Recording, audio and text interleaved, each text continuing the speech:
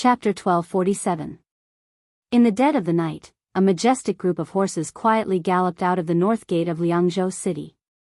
Among them were the 800 white horse followers who had followed the new Prince Yi, the 100 or so swordsmen of the Wu family who had just arrived at Liangzhou, and a dozen or so qi cultivators from the Guanyin sect of the South Sea.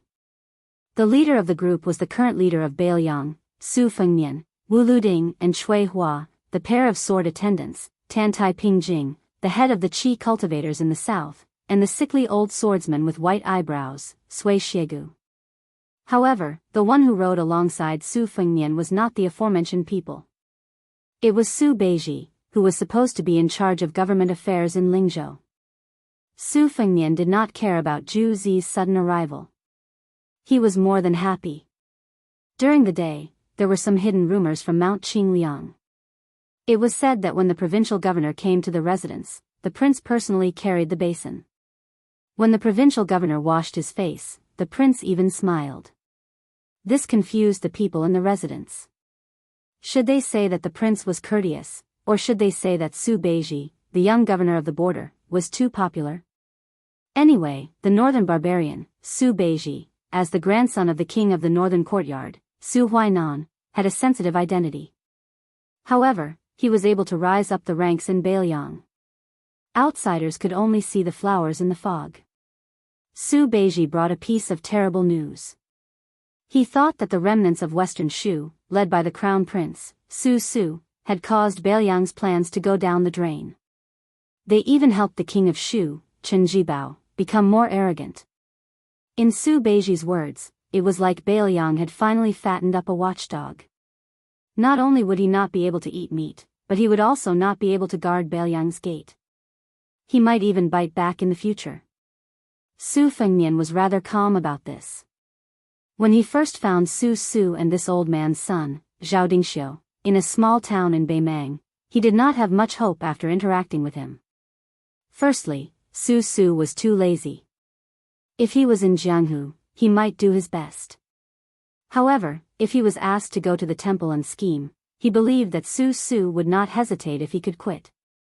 Relying on this kid to revive Western Shu was more disappointing than relying on him, His Royal Highness, to carry the flag for Beiliang. It was simply hopeless. Furthermore, Zhao Dingxiu was half an imperial tutor. As long as he could revive his country, it did not matter who helped him. The relationship between Beiliang and Su Fengnian was not enough for Zhao Dingxiu to disregard the big picture and wrestle with Chen Jibao. When all was said and done, the emperor of the Zhao clan had sent Zhao Kai to the western regions with the intention of cutting off the connection between Beiliang and Shuzhou before forming a huge arc encirclement with the three western regions. Unfortunately, he was intercepted by Su Fengnian and failed at the Iron Gate. However, when Chen Jibao entered Shu and was conferred the title of king, he inherited the strategic plan of the Northwest. Although Su Fengnian took advantage of this opportunity to win over the 6th Jewel Master and started to infiltrate the western regions, Chen Jibao quickly returned the favor and sat in western Shu while looking at southern Zhao. It could be said that both sides won and lost in this battle. However, to Great Peace City, which was watching from the other side, it was a win for them. Without Shuzhou, which could allow Beiliang to retreat, Beiliang was equivalent to an extended strategic location. Even if the battle was tight, they could only fight to the death until the Su family's accumulated resources in Su Zhao's hands were exhausted. However, if he only wanted to make Su Fengnian angry, Su Beiji wouldn't have personally come to Mount Qingliang. The Lingzhou provincial governor's urgent audience came with a draft regarding the reform of the Beiliang's military.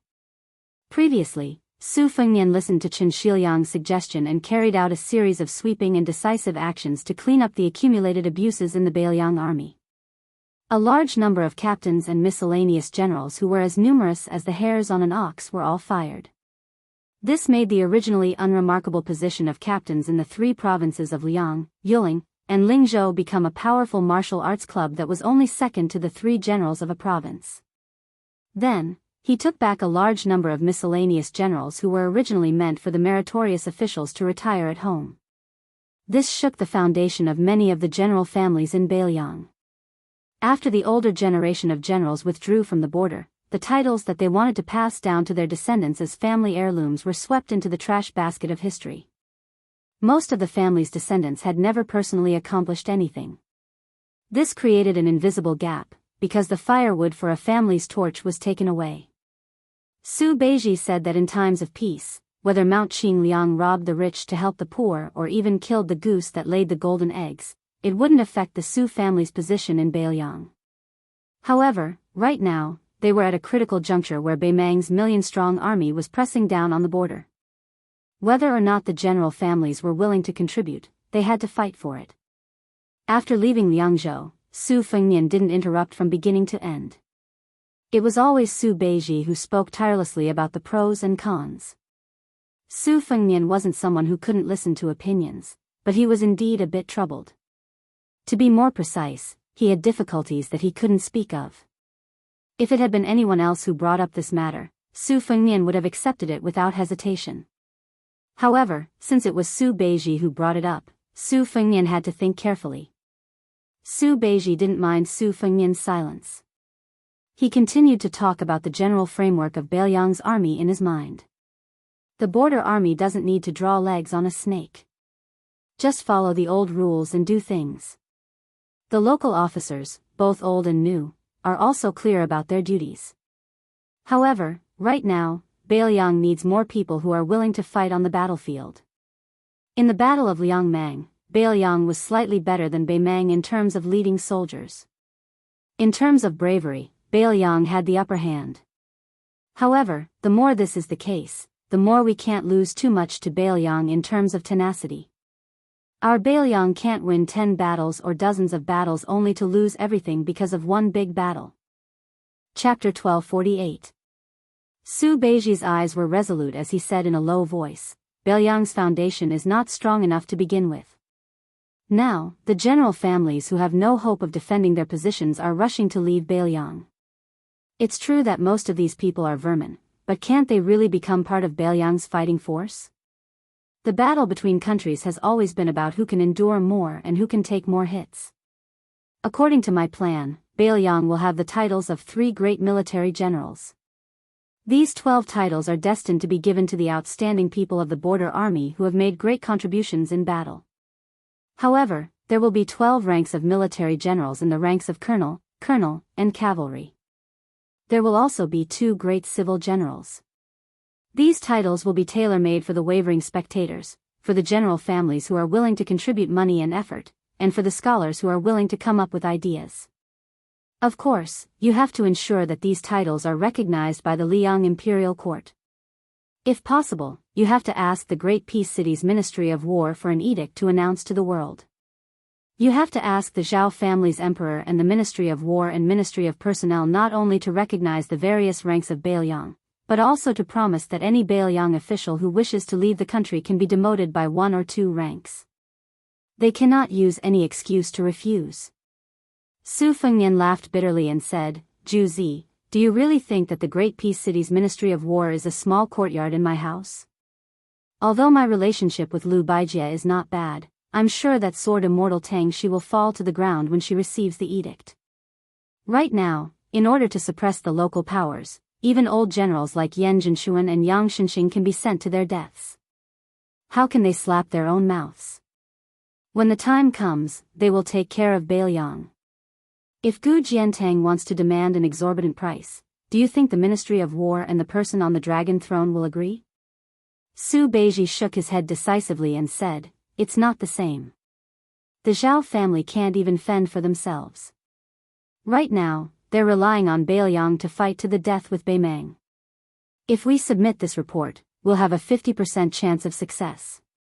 Su Fengnian also shook his head and sighed, it's not that we can't send the memorial, but you have to know that last time, we relied on Song Dongming's suggestion that Beiliang send troops to pacify the Guangling Path, and the imperial court had already reluctantly sent over the grain. I don't think it's going to happen this time. Su Beiji loosened his grip on the reins and rubbed his hands. He said softly, the memorial isn't going to be sent to the Ministry of War right now. Let's see when Chao Changqing will be able to beat up the imperial court. Su Fengnian nodded and suddenly asked, do you know what I'm thinking? Su Beiji turned to look at him and asked calmly, Are you afraid that Chen Shiliang and I are like fire and water? Both of us think that a mountain can't accommodate 2 tigers? Su Fengnian let out a sigh of relief and said jokingly, "It's good that you know what you're doing. The 2 of you are both my friends and my master's precious unpolished jade. If either of you is gone, I'll die of heartache." Su Beiji also asked, "Do you know what I'm thinking?" Su Fengnian rolled his eyes and said, "You can read my mind, but I can't read yours." Su Beiji didn't attack Su Fengnian like he usually did. Instead, he said, "I think that once Liang Mang starts the war, we have to find a reason to not give Gu Jiantang the opportunity to sit on the mountain and watch the tigers fight on the eastern front." Su Fengnian froze and said, "Not only does this touch Yuan Benqi's bottom line, I'm afraid that even Zhang Julu and Qi Yanglong won't agree." Su Beiji said calmly, "Even Wang Xianji will lose. There shouldn't be anyone in the world who can win every battle." Su Fengnian was speechless. This was probably the biggest difference between Su Beiji and Chen Shiliang. When Chen Shiliang did things, he always liked to start from the smallest details. Very rarely did he make a move that gave off the feeling of being bold. But Su Beiji was different. He seemed to have a higher vantage point and was more insightful. But there was no difference between the 2. At least that was the case for now. Su Beiji smiled for no reason. Su Fengnian looked at this guy in confusion. Under the moonlight, Su Beiji looked to the north and said softly with a smile, "When I was young, I always wanted to go south with my grandfather and fight Bailiang. I didn't expect it to be the other way around." Su Fengnian asked curiously, "You really don't have anyone in Norland that you care about? For example, do you have a girl you grew up with? Are there any good men who share the same interests? Are there any bastards who you want to ride on top of his head to vent your anger?" Su Beiji's face was calm as she replied softly, "No. A plan could be worth a city, and a few words could set the foundation of a country." Su Fengnian was waiting to see who would become the first strategist in Bailiang to be worthy of such a title. At this time, one of the 100 swords of the Wu family sped up and passed by Wu Luding and the female sword attendant. He came to Su Fengnian's side and cupped his fists. He said loudly, "I am Xie Chengan, from a fallen country. If I may be so bold as to ask, would your highness be willing to spar with me when you are free?" Su Fengnian smiled and said, "Is it for yourself or for Western Shu?" Xie Chengan, who had once lost to the sword emperor of Western Shu by half a sword, said honestly, "Both." Su Fengnian pulled on the reins of his horse and rubbed salt on the wound of an old swordsman. He said lazily, "Senior Sui, someone wants to spar with me. Shouldn't they ask you first?" It was indeed Su Fengnian's latest defeated opponent, Sui Xiegu. He was so angry that his white eyebrows fluttered. He snorted coldly but did not refuse. The haggard Xie Chengan said calmly, "I know that I am not your highness's opponent, but if I don't use this sword in my life, my conscience will not be at ease." Cui Hua, who was resting with her eyes closed, asked coldly, "Xie Chengan, after entering the tomb, do you have any sword of your own to speak of?" Xie Banjian's expression suddenly dimmed. He wanted to speak but stopped. Wu Luding laughed and said, it's fine.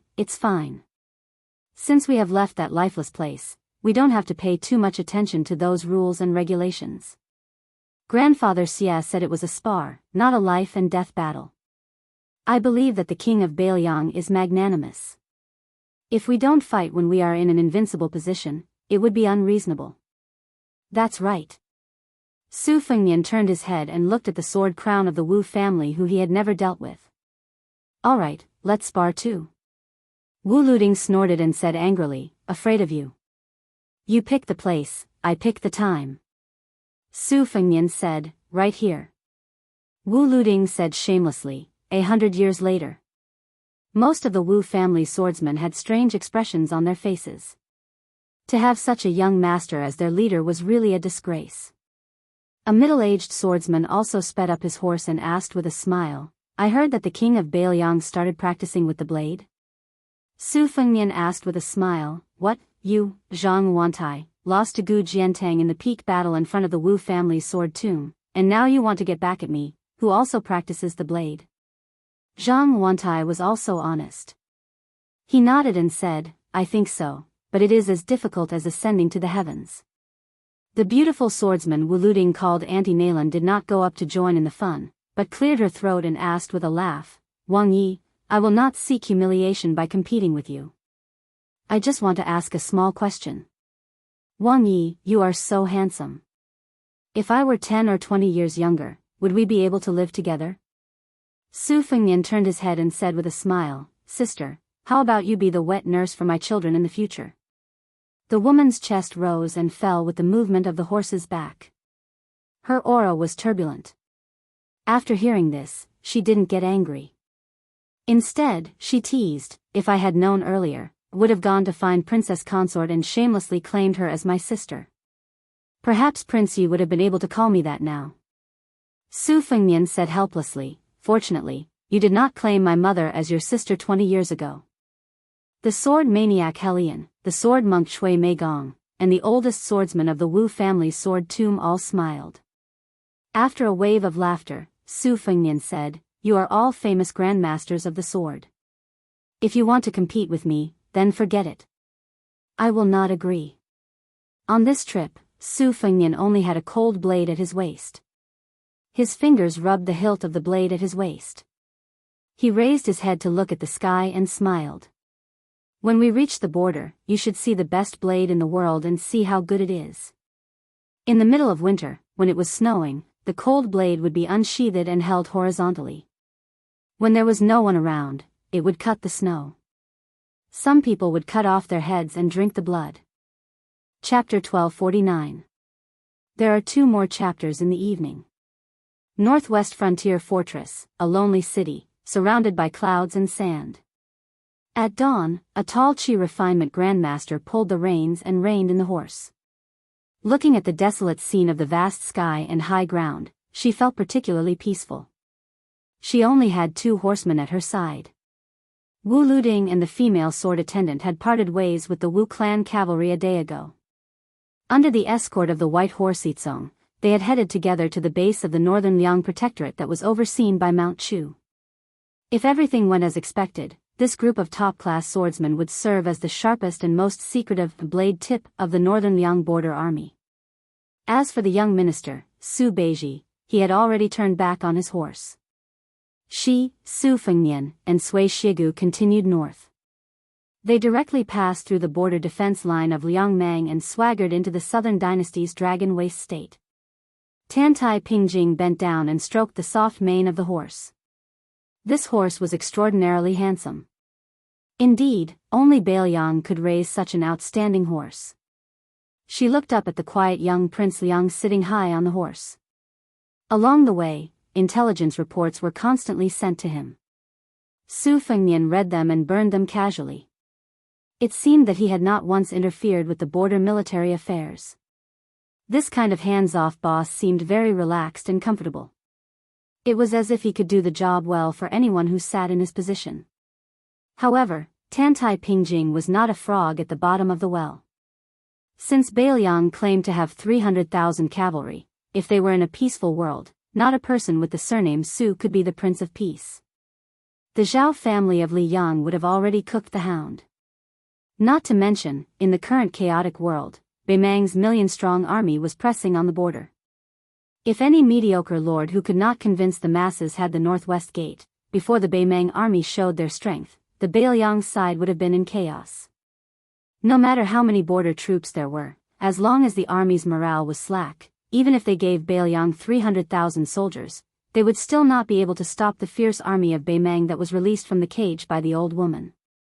Su Fengnian's thumb and forefinger subconsciously rubbed the rough reins. He stopped the horse on the slope and looked into the distance. The fire and smoke sank to the west, the valley was quiet and the mountains were empty. But the general could fight 100 battles without the emperor building the Great Wall. This was a frontier fortress poem that was popular in the Central Plains. The poet was a poor scholar with a bright future, but trouble came from his mouth. Because of this poem, the poet was suspected to be cold and charming in the literary world. After the poet returned to the Central Plains to be an official, he wasted more than 10 years in the local officialdom and never got promoted. In the end, he was depressed and resigned. When Su Fengnian first traveled in Jianghu with Huang, he once went to the poet's hometown. Although he was very embarrassed at that time, it was not a problem for him to pretend to be rich and buy a pot of wine to visit. Unfortunately, he only saw the moss and did not see the poet. Su Fengnian gently exhaled a turbid breath. At that time, he only thought that the emperor of the Zhao family must have done something. Later, when he personally experienced some of the officialdom rules, he gradually understood that it was not the man sitting on the throne who was so narrow-minded. It was the local officials who were trying to figure out the emperor's mind. Not to mention the distance, just the nearby Beiliang, how many officials, in order to curry favor with him, often used expensive antiques, calligraphy and paintings to establish a relationship with the Beiliang's Lu family in Qingzhou. How many unknown back doors did they open for the Lu family's children in Beiliang's officialdom to be unimpeded? Even some of the best teachers in Beiliang's academies favored the Lu family's children who had mediocre literary talent and hoped to establish a relationship with the Lu family and then the Su family. If it were not for Lu Qingyan's opinion, Lu Feiqi, the head of the Lu family, would have used this opportunity to become the leader of Beiliang's literary world. Su Fengnian could not help but feel a little sad. He still remembered the ordinary bamboo lantern that the ancestor of the Lu family gave to Lu Feiqi before he died. He wanted Lu Feiqi to take over the lantern that swayed with the chaotic times and strive to pass it on. Obviously, Lu Feiqi, who had long complained about the family moving to the barren Beiliang, suddenly found that the Lu family had a great reputation in Beiliang after the process of taking root in Beiliang was too smooth. Not only Lu Feiqi, but the entire Lu family was too complacent and was far less conceited than the old fox Wang Linquan, who was a relative of the emperor. But what really made Su Fengnian depressed was Wang Linquan's obedience. The more the Wang family of the spring god lake deliberately tolerated the scholarly Lu family, wasn't it deliberately digging a hole for the Lu family to jump into? Compared to the Lu family's insensibility, Wang Linquan's overt schemes were actually more of a headache for Su Fengnian. But these were difficult to resolve and could not be explained clearly. As the son-in-law of the two families, Su Fengnian could not use his status as the king of Beiliang to bully others. The more he did, the more mistakes he would make. In the end, he could not escape the saying that he favored one and discriminated against the other. Fortunately, these thorny matters were not urgent. Moreover, Lu Qingyan handled things appropriately. Even his second sister, Su Weisheng, admitted that she could not find any flaws in Lu Qingyan.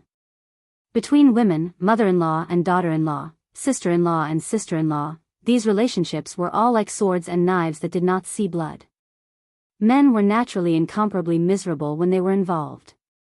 Su Fengnian, or in other words, Beiliang, was facing a great disaster. Ever since Su Shao was conferred the title of king and took over Beiliang, Beimang had been eyeing them covetously. As long as they could destroy Beiliang and bypass the eastern border where Gu Jiantang was overseeing, then the fertile central plains would be like a woman waiting to be slaughtered. How could Beimang, a man who could not endure the hunger and thirst, not risk his life to attack Beiliang? In the past, under the planning of Su Shao and his master, Li Yishan, although Beiliang did not have the problem of whether to defend or not, there was still enough space for the Beiliang cavalry to move around. They could take the refugees and retreat to the western regions.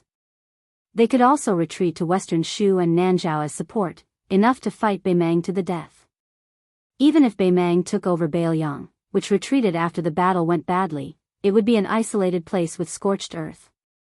On the contrary, it would increase the supply line of the Beimang army. Beiliang could continue to confront Beimang at the western Shu border and could even harass Beimang in the vast western regions. However, because Qin Zhibao was conferred the title of king and entered Beiliang, he cut off the entire western regions of western Shu and Nanzhao. As a result, Su Fengnian and Beiliang had no strategic depth and could only defend to the death. Su Fengnian felt an indescribable sense of guilt deep in his heart. It could not be said that he had let down the Beiliang people, but he felt that he had let down Li Yishan. Chapter 1250. The Northern Liang army was overly optimistic about the Northern Mang royal court's internal affairs. Su Fengnian did not think that this would be able to restrain the military strength of the Northern Mang royal court. With the word advantage in front of them, this was the general trend. As long as the old woman used both kindness and power, she would be suppressed by Tuoba Bodhisattva's great army on one hand, and she would be conferred the title of Marquis on the other hand. She would be able to conquer the Central Plains. It would not take too long for her to truly unite the country and march southward. Sui Xiegu was 100 years old and had traveled to the ends of the earth. He had seen all the emperors, generals, and commoners. The affairs of the world could not stir this one-armed old man's emotions. He stood beside Su Fengnian, who was in a daze and felt a little bored. He casually asked, when this old man was young, he did not understand why the generals and soldiers loved to fight. Were they really not afraid of death? The spring and autumn war was easy to understand. People in troubled times were not as good as dogs in times of peace. Life was worthless because they were forced to not take it seriously. Now that Beiliang has been at peace for a long time, can it really stop the million-strong Beimang army? Su Fengnian calmly said, "It's simple. Give up one's home for the country and give up one's life for one's home. No one is not afraid of death. It's just that everyone knows that the Beiliang cavalry is not afraid of death. Other than the fact that the Beiliang people are naturally brave, many of them also know that they have no way out. Their home is in Beiliang. If they retreat, the border troops will disperse and the Beimang army will invade the south. Even if they escape from Beiliang, their 2 legs will not be able to outrun the 4 legs of the Beimang army." Sui Xiegu curled his lips and mocked, "None of you officials are good people." Su Fengnian laughed, "Don't I have no way out too?" Sui Xiegu rolled his eyes and said, "With your skills, if you really want to kill people, why don't you go to Dragon Waste State alone and kill them all? Don't tell me that Bodhisattva Tuoba, Hong Jingyan, and the others are following behind you every day." Su Fengnian said indifferently, "I can kill like this, but so can the people on the Beimang martial arts ranking. When 2 countries are at war, this kind of action can't be said to be meaningless, but it really doesn't have much meaning.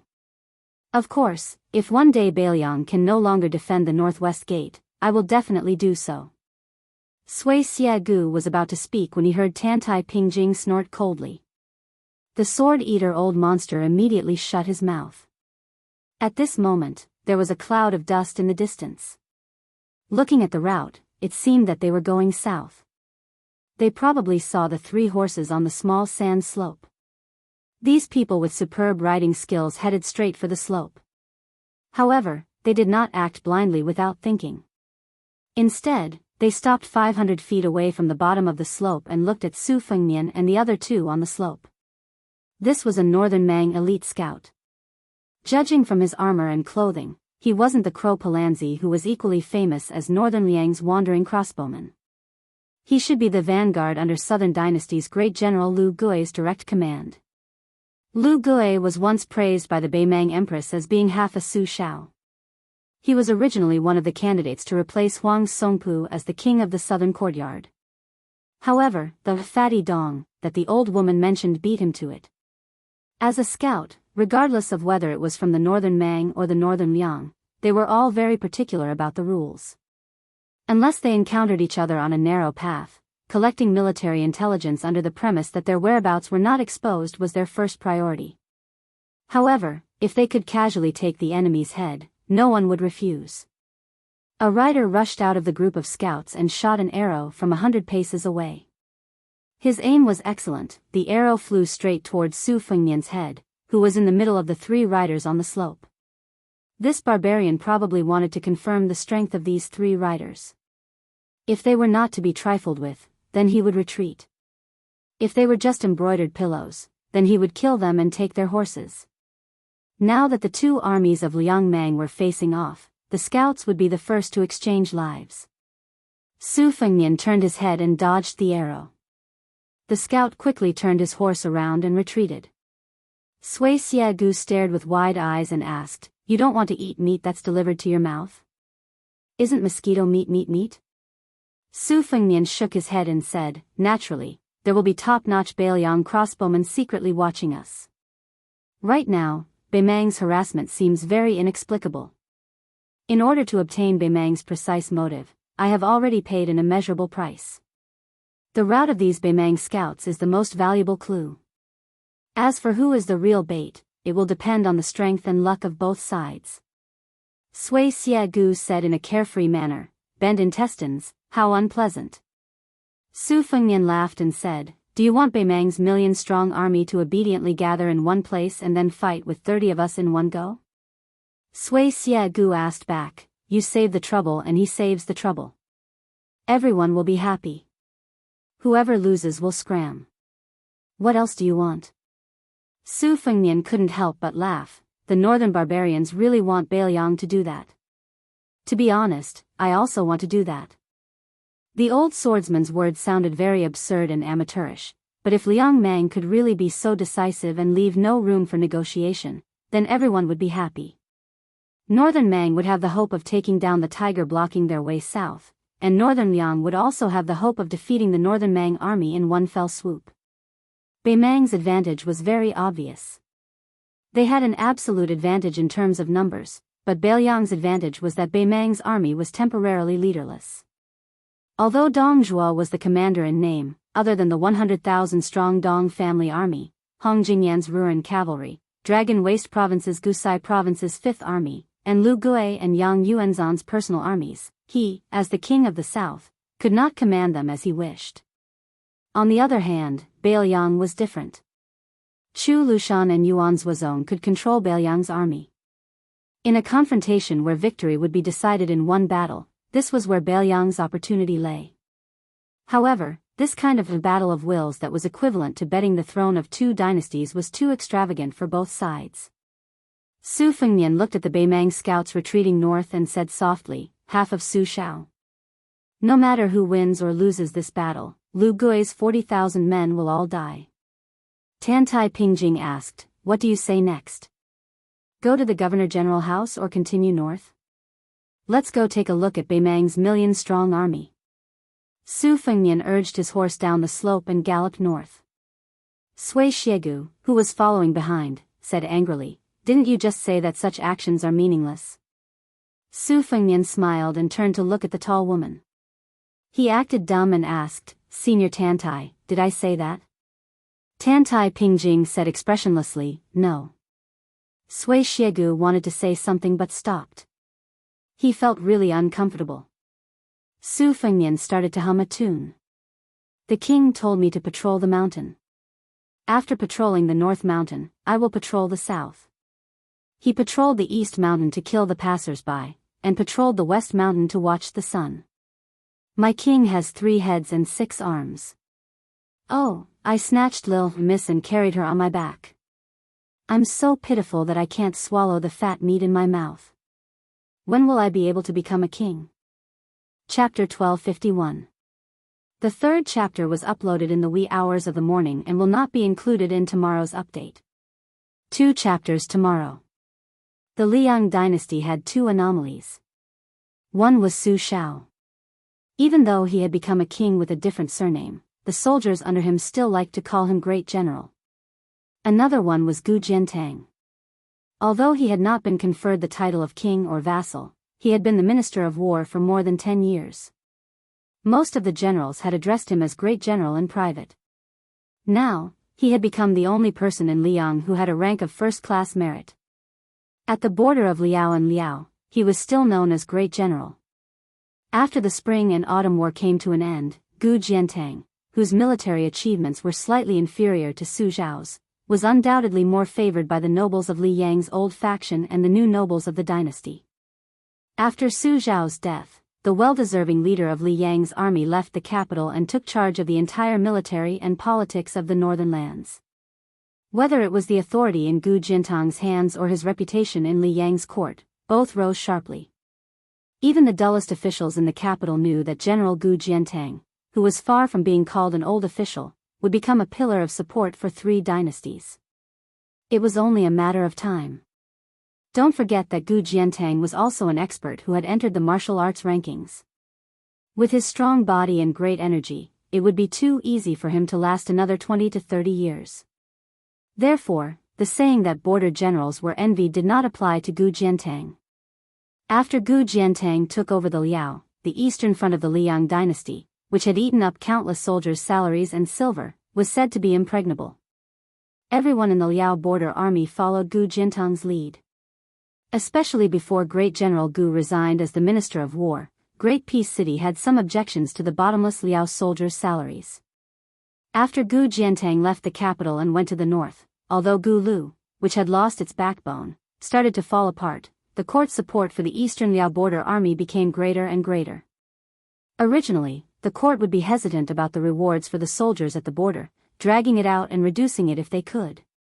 Now, it was unobstructed and not reduced.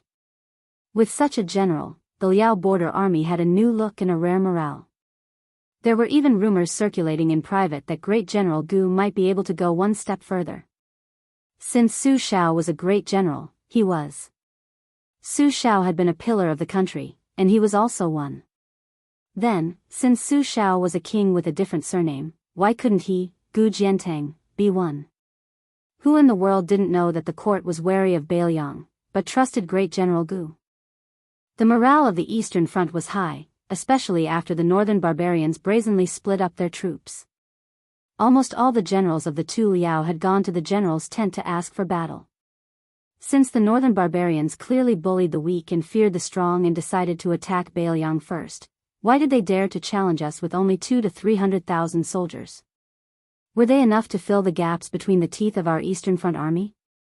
But whether it was the old subordinates who had followed Gu Jiantang during the Spring and Autumn War or the outsiders of Gu Lu who had been steadily rising in the Tu Liao, none of them were able to make the general nod. In the end, many generals were even chased out of the tent by the general, who didn't get tired of them. It was about to be winter. The Tu Liao were bitterly cold, and the coldness was bone-chilling. On the official road leading to a Wu castle, the leader of the cavalry was a man wearing a slightly old and expensive fox fur coat. Under the fox fur coat was an iron armor that was still as bright as new after many years. Behind him were 200 elite light cavalrymen who were familiar with archery and horses. The man was no longer young. His hair was white, but at a glance, there was no trace of fatigue or lethargy on his body. One could even clearly recognize his iron-blooded temperament that was full of hard edges. It was hard to imagine that a man who was almost 50 years old and had been an official of the capital for more than 10 years still hadn't lost any of his sharpness in the officialdom. On the contrary, those 10 years of hibernation were like 10 years of sharpening a knife. The more you sharpened it, the sharper it became. It must be known that the old fur coat he was wearing had extraordinary significance. Back when the Zhao family ruled the world, the late emperor of Liang rewarded them according to their merits. Countless civil and military officials were promoted and rewarded with wealth and mansions. However, only 3 people were bestowed with fox fur coats by the late emperor. At that time, the only civil official who received this honor was the youngest grand secretary in the history of Liang, the blue-eyed Zhang Julu. The only generals who had helped the Zhao family conquer the world with a blade and a spear were Su Xiao and him. After he gave the talisman knife Nanhua to that interesting young man, he only had the most ordinary frontier army battle knife as a pendant. However, no one dared to deny that he was the #1 expert in blade techniques in the world. Unlike the top swordsmen of Jianghu who each had their own style, the people who used the blade in the world, even those who were crowned with the title of Grandmaster, seemed to be miles apart from this person. No wonder Wu Ping said that he alone occupied half of the world's blade intent. A group of travel-worn riders entered the official road from a small path in the west. Behind the man were 2 young military officers with similar appearances. One of them frowned slightly, while the other, younger, smiled knowingly. In the entire Liao, only that girl and that madman dared to block the road like this. It couldn't be helped. One of them was their father's most beloved daughter, while the other was half a son and half a son-in-law.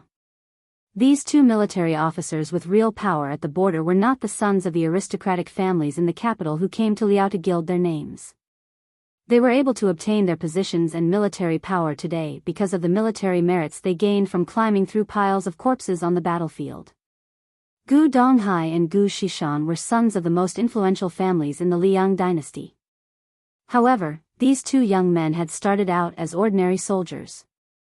After they were promoted to military officers, even their superiors didn't know their true identities. It wasn't until they became military officers in charge of military affairs that they were able to enter the sights of the high-ranking generals of the Tu Liao. At that time, they were still the sons of the Minister of War. Only then were they recognized by the generals who were familiar with the capital's officialdom.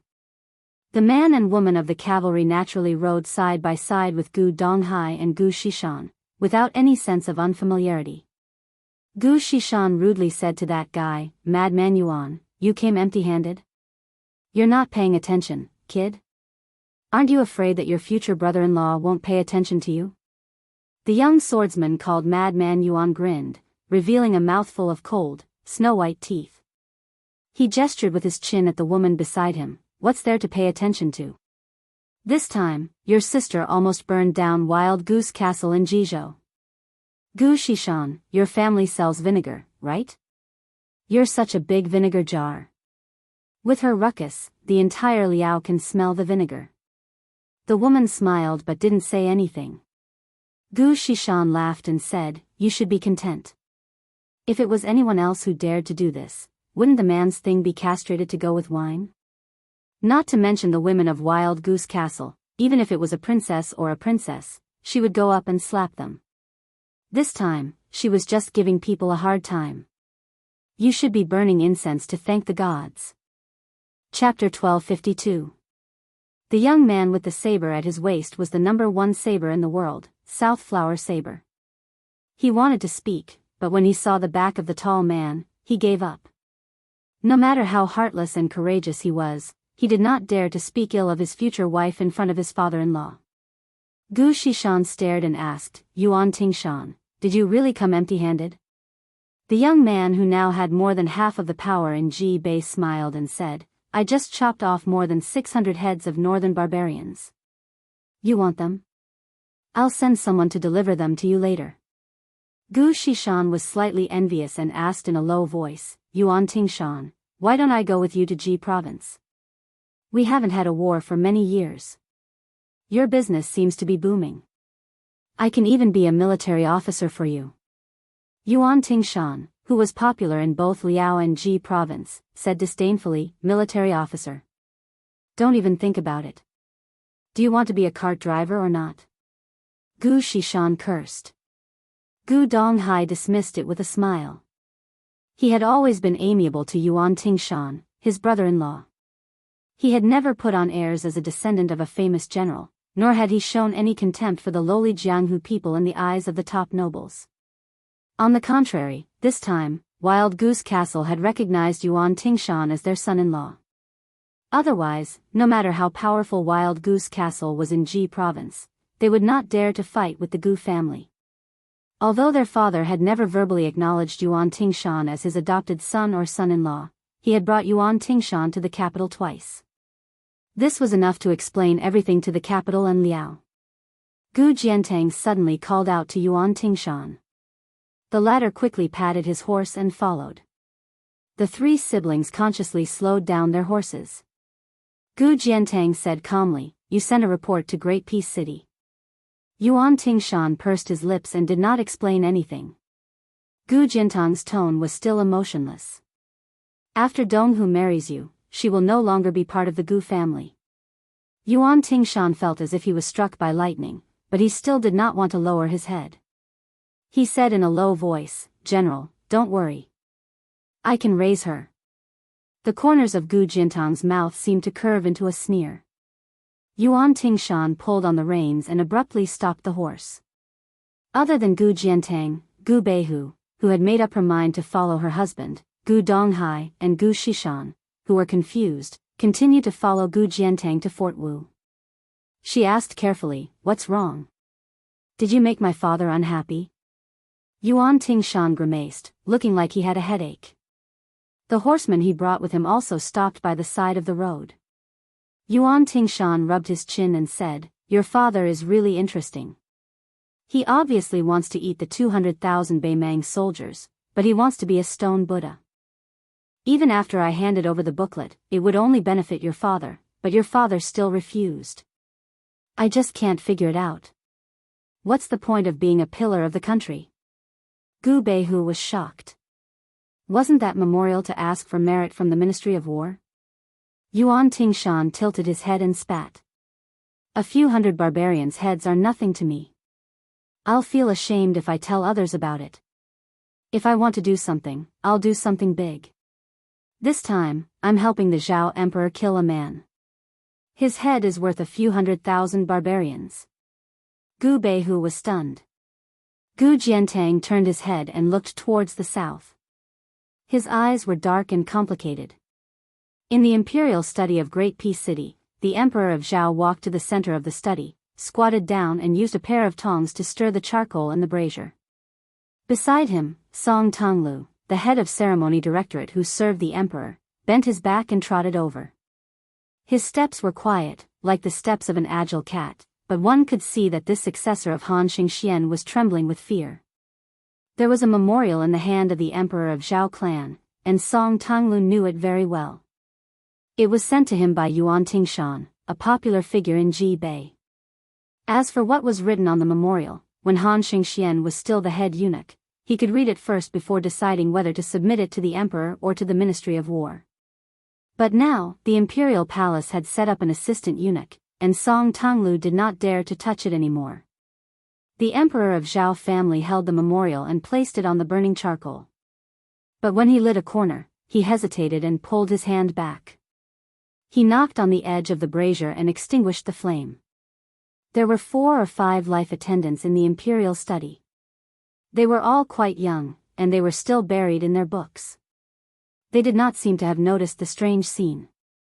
The charcoal fire shone on the pale face of the emperor of Zhao family. A great eunuch who was allowed to wear a bright red robe said softly outside the room, "Your Majesty, the Right Chancellor of the Imperial College, Jean Lanting, requests an audience." The emperor of Zhao family's arms hung in the air.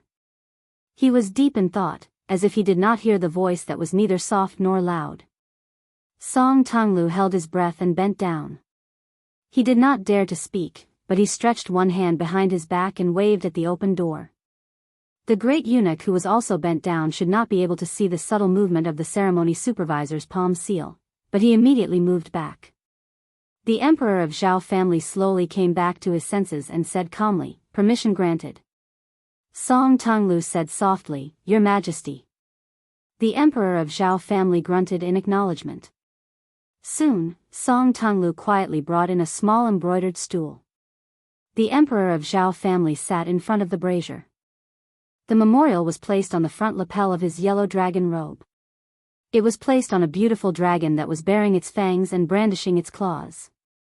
Jean Lanting, who had a beautiful beard, stepped over the threshold and was about to kneel down when the emperor of Zhao family said softly, "You're excused." The emperor of Zhao family stretched out his hand. Song Tonglu hurriedly brought in another stool. Jean Lanting, who was flattered, carefully sat down after thanking him. The emperor of Zhao family looked at the scholar from Bailiang. The haze between his eyebrows seemed to have lightened a bit. He said pleasantly, "Third young master, do you have something to report?" Jean Lanting's expression was calm and resolute. It was as if he was possessed by a god. He looked like he was about to die. He said respectfully, "I do have something to report. I should have reported it to you, but I think I should still report it to your Majesty face to face." Jean Lanting stood up, bent down, and took a few steps back. He knelt down with all his strength and prostrated himself on the ground. He said slowly, "Your humble servant Jean Lanting wants to impeach Grand Secretary Zhang Julu for 10 major crimes." Your humble servant. Grand Secretary.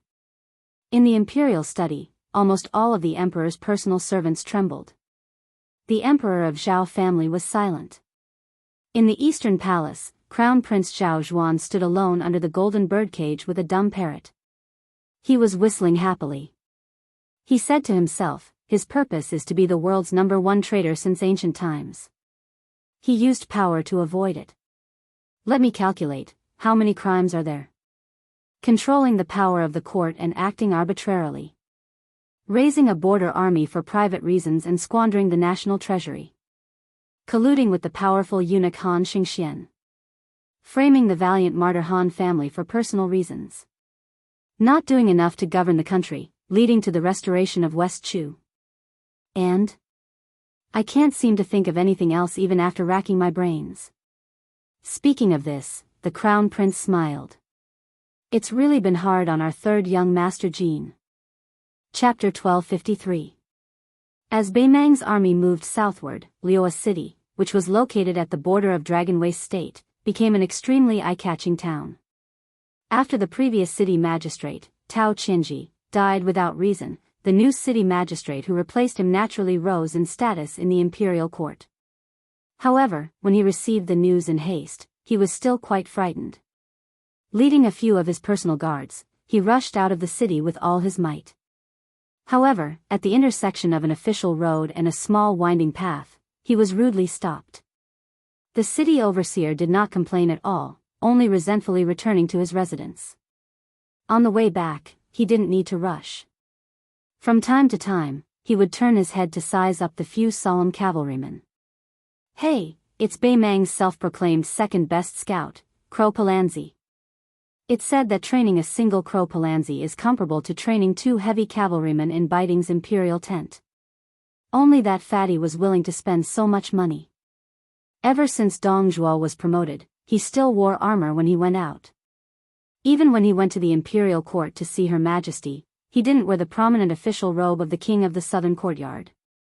However, this time, he didn't alert any of the border armies. When he arrived near Liyue City, he changed into this robe that could be said to be second only to one person. He held the small hand of Tao Qinji's daughter, Tao Manwu, and walked to the front of the old and new graves. The old grave was quite old. Although the one lying in it had no relatives or friends, it wasn't overgrown with weeds in the past. This was because when the one lying in the new grave was alive, he would often have people pull out weeds. After he retired from the position of Commandant of Chong and became the city magistrate of Liyue City, he would often visit the grave. Unfortunately, now that he was neighbors with the old guy, he was powerless even if he wanted to. Dong Zhuo squatted behind him and put a pot of wine at his feet. He first quietly pulled out the yellowed weeds on the old grave and murmured, "Old Corporal, don't blame little fatty Dong. I once swore that as long as I didn't become a rank 1 high official, I wouldn't have the face to visit your grave and toast you. Today, this little fatty, can be considered to have struck it rich. Your face is so bright, why don't you grin? What? Do you finally realize that your mouth full of yellow teeth looks terrifying?" Dong Zhuo, who had outstanding military exploits, whether it was chasing or fleeing on the battlefield, even without a warhorse, his 2 legs were faster than 4 legs. However, at this time, it was particularly difficult to pull out the weeds that could be easily understood by young children. The great general and the king of the southern courtyard liked to call the empress sister, and even liked to paste spring festival couplets on people's doors. At this moment, his face was covered in tears. He then wiped his face, his tears and snot, tears, and wiped. His face, tears, and his nose, was unclear. "Corporal, there's a saying's, tears and his nose. His tears.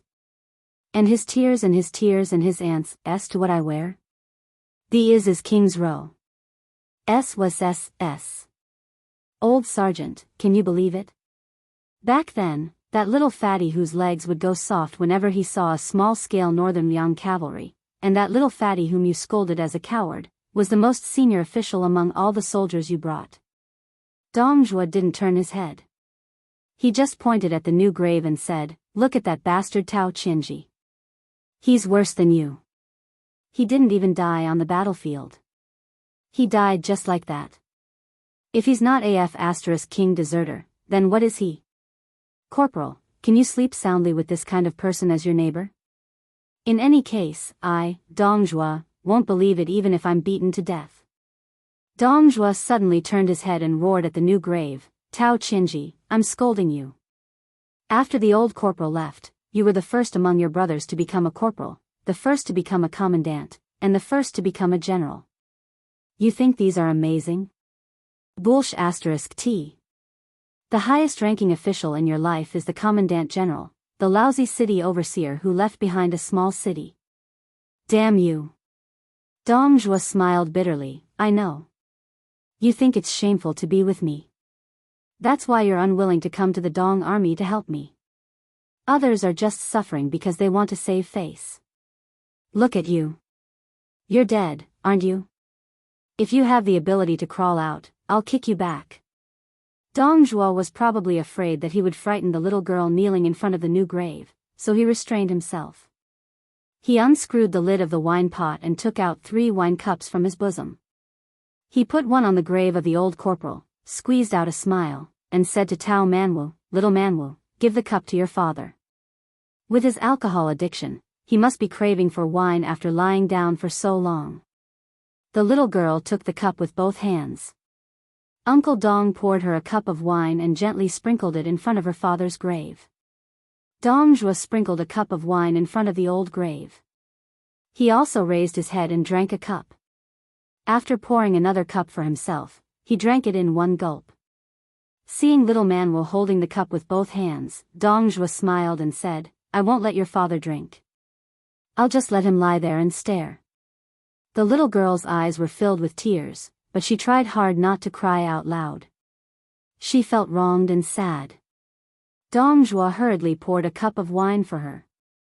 Seeing the child seriously sprinkle another cup of wine, Dong Zhuo's eyes became sour again. He tilted his head to look at the new grave and said in a low voice, "Don't worry, little Manwu is more of a daughter than my own daughter. As long as I conquer Bailiang, if I'm still alive, I won't dare to say that I'll give the entire Central Plains to little Manwu as a dowry, but half of it won't be able to escape." Dong Zhuo turned to look at the old grave and said, "Old Corporal, are you going to say that I, little fatty Dong, am bragging again? This time, you really shouldn't look down on me. Nowadays, if I fart in the imperial court, a lot of people will say that it smells good. Hong Jingyan, Murong Baoding, and the rest of those awe-inspiring bastards, all had to obediently assist me. Isn't the Bailiang cavalry the best in the world? Old Corporal, you have the guts to say that you want tens of thousands of them to die this winter? If even one of them dies, I'll dig a hole next to you and bury myself. I'll be your neighbor. If you really can't say it, you can just tell me in my dreams." Tao Manwa asked for another cup of wine from Uncle Dong. After sprinkling the 3rd cup of wine, he put down the cup and knelt in front of the grave without saying a word. Chapter 1254. Dong Zhuo did not let her get up, nor did he console her. He sat down on the ground and poured the remaining wine into the mud. He said softly, "Back then, you only brought a few soldiers with you. I, Dong Zhuo, have 100,000 soldiers under my command. I also have the best crowbars in Beimang and the best foot soldiers in Beimang. The 300,000 soldiers in the 20 or so military towns in the southernmost prefectures of Gusai and Longyao are under my command. Hong Jingyan's Ruan cavalry and the 100,000 private soldiers of great generals like Lu Gui and Yang Yuanzan are still under my command. Further north, the 2 Jadushi who are holding half of the military tally, 200,000 soldiers, have also obediently handed it over to me. Once His Majesty has cleaned up the grasslands in the north, other than Tuoba, everyone else who has reached the border of the southern dynasties will also be under my command. Bailiang is not that big. With so many people and so many warhorses, just a little pea is enough to cause a flood in Bailiang. A big battle before spring, and at most a battle during the autumn hunt next year. Bailiang will be completely finished." Dong Zhuo laughed sinisterly. Bailiang must think that the battle will last for 3 to 5 years. I, Dong Zhuo, have been a fox for more than 10 years. This time, I will be the alpha wolf. I will not rest until I have eaten my fill. Dong Zhuo grabbed a handful of mud and threw it away. He stood up and said, "Old Dekarch, old Tao, I will take this empty wine pot with me. When I lead the army to the southern border of Liang, I will bring back a pot of mud from there. I will let you 2 country bumpkins who have never even been to Bailiang see what kind of fertile soil can grow rice." Dong Zhuo stood up and looked at young man Wu who was still kneeling. He bent down and rubbed her little head. He said softly, "We should go." The little girl stood up and silently raised her arm to wipe away her tears. Dong Zhuo thought for a moment and lowered his head to look at the luxurious robe he was wearing. He took it off, folded it neatly, and placed it between the 2 graves. He said indifferently, "Returning home in glory, no one will look at me. Then why are you still wearing it? Dong Zhuo placed young man Wu on his shoulder and left in large strides. He smiled and said, young man Wu, didn't uncle give you a pony? Very soon, you will be able to cross the river with our million-strong army. Iron horses and ice rivers entered the central plains. When the news spread throughout the capital, Great Peace City was not in an uproar. Everyone was silent out of fear. It was not easy to live in the capital. However, the right chancellor of the Imperial College, Enchanting, who had risen to the top in just a few years, listed out the 10 major crimes and impeached none other than the founder of the Liang dynasty, Grand Secretary Zhang Julu. Most of the people in the capital felt that this outsider had truly gone mad. Challenging Grand Secretary Zhang, if this wasn't throwing an egg against a rock, what was it? During these dozen or so years, the people who wanted the Grand Secretary to lose his position could be said to have come one after another. Every now and then, they would jump around a few times. However, most of the time, the Grand Secretary didn't even bother to give them a proper look. Meanwhile, these people who overestimated their own abilities were all important figures who could shake the capital with a stomp of their feet, all of them deeply rooted. However, who succeeded? Moreover, their appetites weren't that great. They only wanted that green-eyed child to take off his official robe, not daring to have this number 1 civil official of Liang Imperial Court meet the late emperor. Of the 10 great crimes, the one that everyone believed in the most was actually the one that forced the death of Ji Province's Han family. This was indeed a secret matter passed down by the father-son-in-law Grand Secretaries. Enchanting used the 8 words lantern light continues, endless salary, to describe Zhang Julu's political reform. It could be said to be incomparably accurate. Meanwhile, what was worth pondering over was the crime of colluding with the powerful official Han Qingxian, leading to a foul atmosphere in the inner and outer courts. Now that the human cat Han Qingxian was already dead, how was the Grand Secretary going to defend himself? However, the one that carried the most destructive force was also the one that left everyone feeling the most inconceivable. It wasn't privately raising the 2 vast border armies, but rather the last of the 10 great crimes. After ruling for more than 10 years, he opened up a large amount of salt and iron, pouring all of his energy into the northwest. When this news quickly settled down, it seemed like it quickly disappeared without a trace, but more and more people began to chew on the hidden meaning within. Even though the Grand Secretary still participated in the court assembly every day, when he needed to stay overnight, he would definitely be on duty in the Minister province, handling all types of government affairs still in an orderly manner. However, it wasn't strange for the Grand Secretary's residence to be completely deserted. After all, the Grand Secretary had never liked to privately meet with guests. However, the great residences on the same street as the Grand Secretary also began to be deserted, making the onlookers' imaginations run wild. More importantly, this time, Zhang Julu didn't strike like he did against Zhao Shi. Bai Yan didn't react at all to the ungrateful and mad dog biting of 3rd Jean, the right chancellor of the Imperial College. At the same time, there was one matter that had to be mentioned. That was, Mao Chun, who had the title of Hidden Minister and was in charge of the evaluation of local officials this year, had quietly returned to the capital ahead of time. The emperor and the crown prince paid a visit to Qi Yanglong's mansion. Huanwen claimed that he was sick and didn't participate in the court assembly. Immediately after, the sound of winter thunder rang out in Great Peace City. General Yang Xinxing, who had been caught by the West Chu rebel army and was covered in dirt, secretly went to Great Peace City to prove that the Grand Secretary Zhang Julu had framed the Han family in the past and wasn't wrong. On the day of the beginning of winter, the emperor personally led a group of Great Peace City officials to welcome the winter in the northern suburbs. Among the nobles, other than Huan Wen, who still didn't appear, all the officials in the capital led by Zhang Julu were present. Thus, there was no morning court assembly for the beginning of winter. However, after the beginning of winter, there would be a grand court assembly. The Son of Heaven would bestow jackets to the officials, implying that he sympathized with the officials to protect them from the winter cold. On this day, Tantanon, who had gotten up early before the sun rose, sat alone in the study and stared blankly at the sky outside the window for a long time. The sky gradually brightened. The old man went to the bookshelf and took out a handwritten book that his teacher had given him. He ground the ink himself and shakily wrote a line of words on the title page of the handwritten book. He planned to have the steward of the residence send it to the Grand Secretary's residence. Winter is getting colder. Old friend, please wear more clothes.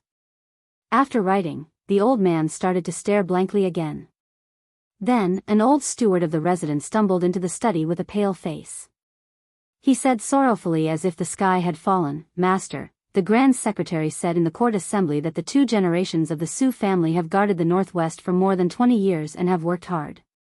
Su Fengnian has inherited his father's work and is loyal. He should be made a pillar of the country. What should we do? Why did the Grand Secretary do this? Most importantly, His Majesty didn't get angry. Although he didn't agree to the pillar of the country, after the imperial edict was rejected, he once again bestowed the new Prince Liang a pillar of the country." Huan Wen waved his hand expressionlessly, indicating for the old steward to leave. The study returned to silence. Huan Wen gently closed the precious handwritten book that had been opened and muttered, "Old man, I can only burn it for you." Chapter 1255. There's one more chapter in the morning, not included in tomorrow's update.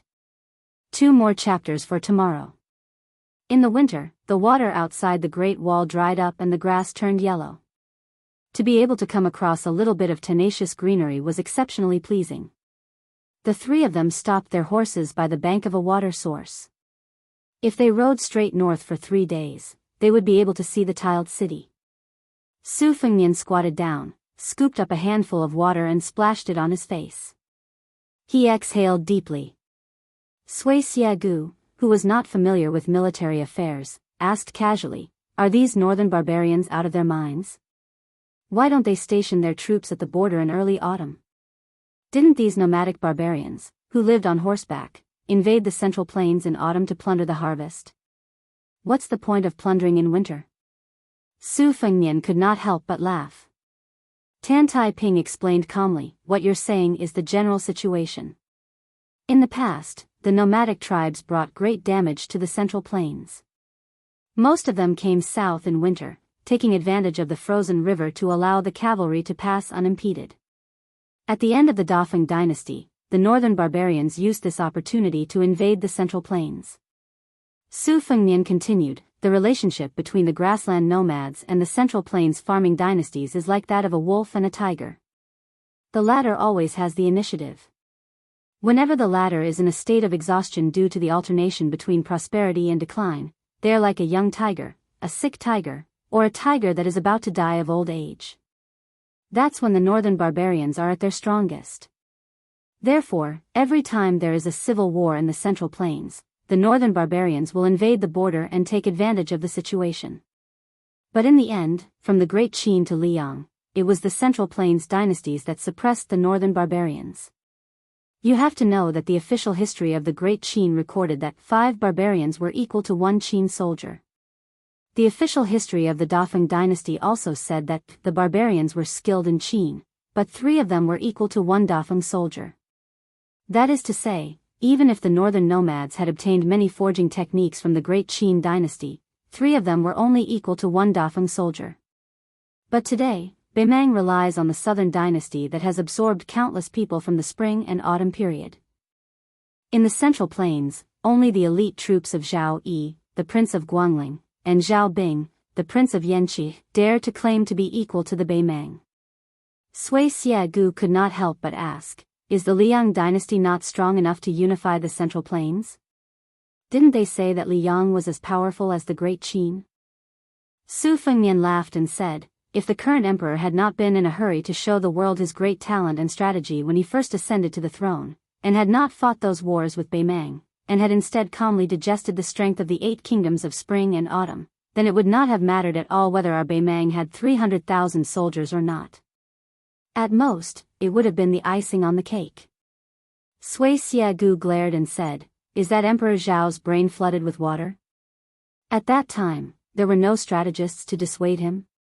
Su Fengnian said helplessly, "At that time, the odds between Liang and Beimang were 50 to 50.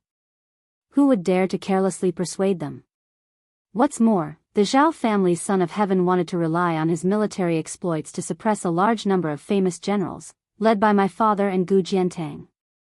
In this world, how can there be such a clear distinction between right and wrong between people and matters? Take me for example, I am Su Zhao's son. In my eyes, Su Zhao is naturally a king of a different surname who did not commit any major crimes but had countless great achievements. In the eyes of Crown Prince Zhao Zhuan and the other princes, the current emperor must be the most diligent and caring emperor in the history of Liang. Back then, when Zhao Kai wanted to kill me at the Marsh of Reeds, I also wanted to go to Iron Gate Pass to kill him. Between the two of us, neither of us is a person who has committed the most heinous crimes. It's just that there's no other way. At that time, we were both chess pieces, pawns that were pushed across the river. Sui Xiegu mocked, "Oh, from your tone, it seems like you've turned into a chess player today." Su Fengnian smiled and did not reply to old ancestor Qi Jian's sarcasm. He stood up and looked towards the north. On the line there was the military town of Huazhujun, Shijing, Golden Toad State, and further north was the Beimang royal court. Tantai Pingjing, who was dressed in the white robes of a Qi refinement warrior, suddenly said, to the nomadic tribes, "Isn't a strong and stable Central Plains dynasty also a disaster? Once the ruler of this dynasty admires Bian Gong, he will be surrounded by a group of talented generals who hope to spread their whips across the desert." The reverse is also true. Even if the Liang dynasty is destroyed and the monarch with the surname changes one after another, the battle between the nomadic tribes and the farming dynasty will not change. Su Fengnian shook his head and said, "Yes."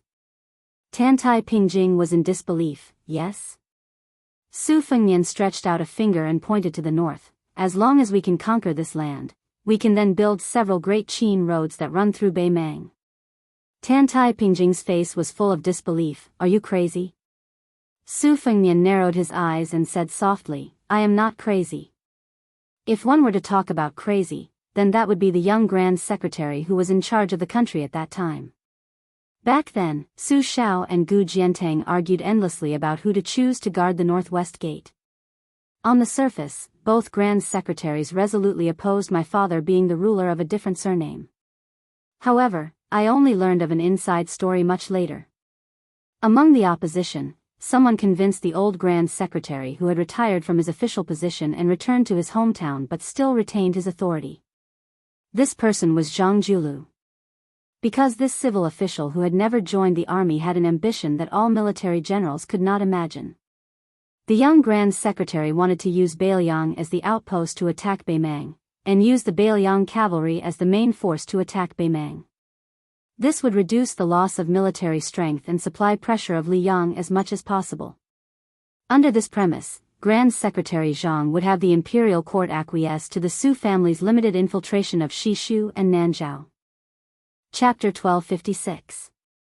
Su Fengnian slowly said, "In a situation where this young Grand Secretary and Beiliang both sides are well aware of, there are many things that cannot be resisted. Among them, the Han family that is filled with martyrs is too stubborn and conservative, also not wishing to use their entire family's foundation as a wedding dress for Beiliang's Su family. Once they compromise, the Han family's status as the northern military's mainstay will disappear, then the Han family that has fought against the northern nomads for generations will also quickly become a thing of the past. You have to understand that when the Su family died, the Han family's head was still drinking and chatting merrily with my father, these two close friends. If I remember correctly, the first matchmaker I met wasn't that prince consort, but rather a little girl from the Han family who still had goat horns. She was behind her father, half of her face exposed, making a face at me." Su Fengnian's hands withdrew into his sleeves. At first, things didn't fall apart. The Han family also put in a lot of effort. Then, Yuan Benshi stuck his foot in, viciously dealing with Zhang Julu. By the time my father mobilized the armored cavalry, crossed the border to rescue the Han family children, everything was already too late. Su Fengnian looked towards the sky. "When I was young, would often dream of that goat-horned girl, half of her face covered in blood, always crying, telling me that it hurt." Su Fengnian said in self-mockery, "In the past, I was most afraid of having nightmares about her. Later on, when I wanted to dream about her again, there was already no way." Su Fengnian's waist bent slightly, as if he couldn't bear the burden, but also as if he remembered someone. When I was young, I didn't understand anything, saying a lot of things out of anger. I even said something to Su Zhao's face, roughly saying that I became Su Zhao's son, that it was 8 lifetimes of bad luck, that I was like this, that my mother was also like this. When I grew up, only then did I realize that Su Zhao actually already couldn't have done any better. Everything he could give me, as a father, he already gave me. He always talked about how high-spirited he had been when he was young, how many victories he had won and how much glory he had enjoyed. At that time, I always didn't have the patience to listen to him talk about these old and rotten grains. When I got impatient, I would say, Su Zhao, a real man doesn't boast about his past achievements. Let's not blabber on and on, okay? All the smart people in the world laughed at Su Zhao for being a fool. He helped the late emperor conquer the world, but in the end, he had to guard against his son like he was guarding against a thief for 20 years. In fact, everyone was well aware that Su Zhao would not rebel. If he wanted to rebel, the Central Plains would have long been divided into 2 rivers. But the more this was the case, the more Li Yang would take a yard after taking an inch. That was why the Zhao clan Son of Heaven had Zhao Kai take the bottle to the western regions, had Qin Zhibao cut off Beiliang's path of retreat, and forced the Su family's 300,000 cavalry to fight Beimang to the death. The Zhao clan Son of Heaven used this method to help his son wear the dragon robe.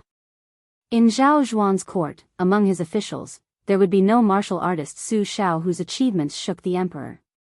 There would be no scholar Zhang Julu who cared about the people of the world. Within his territory, there would be no border officials who couldn't get rid of him. There would be no vassals who coveted the dragon throne.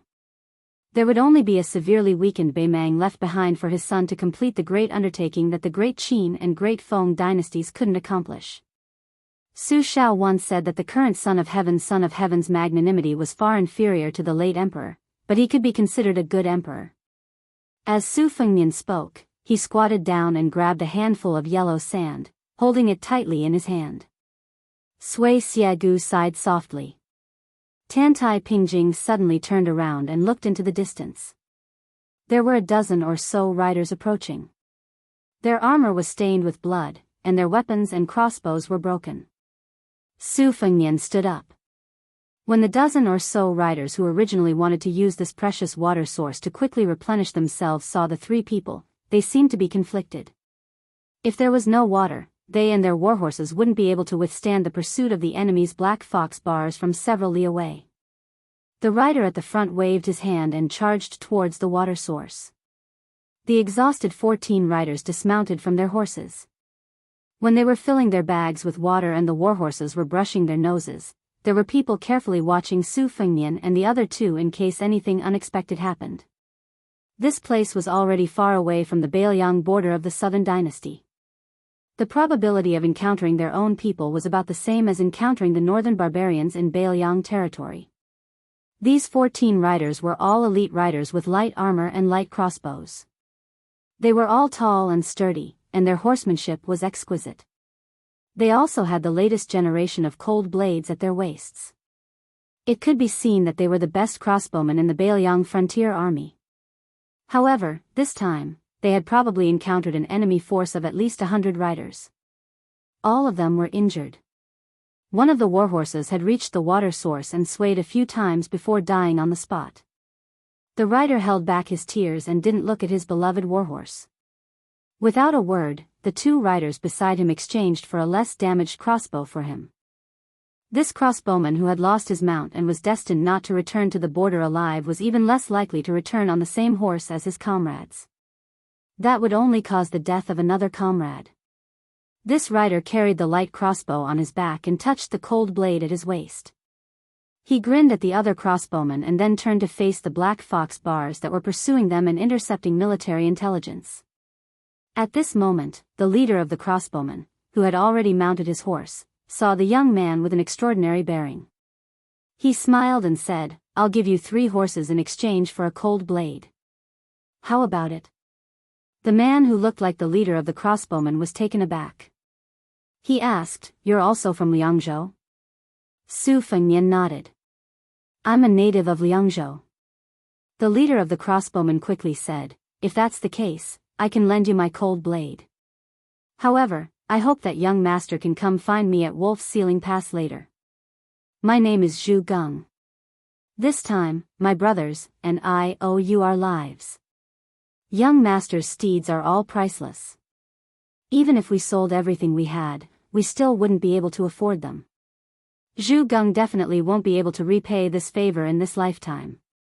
Zhu Geng isn't a hypocritical person.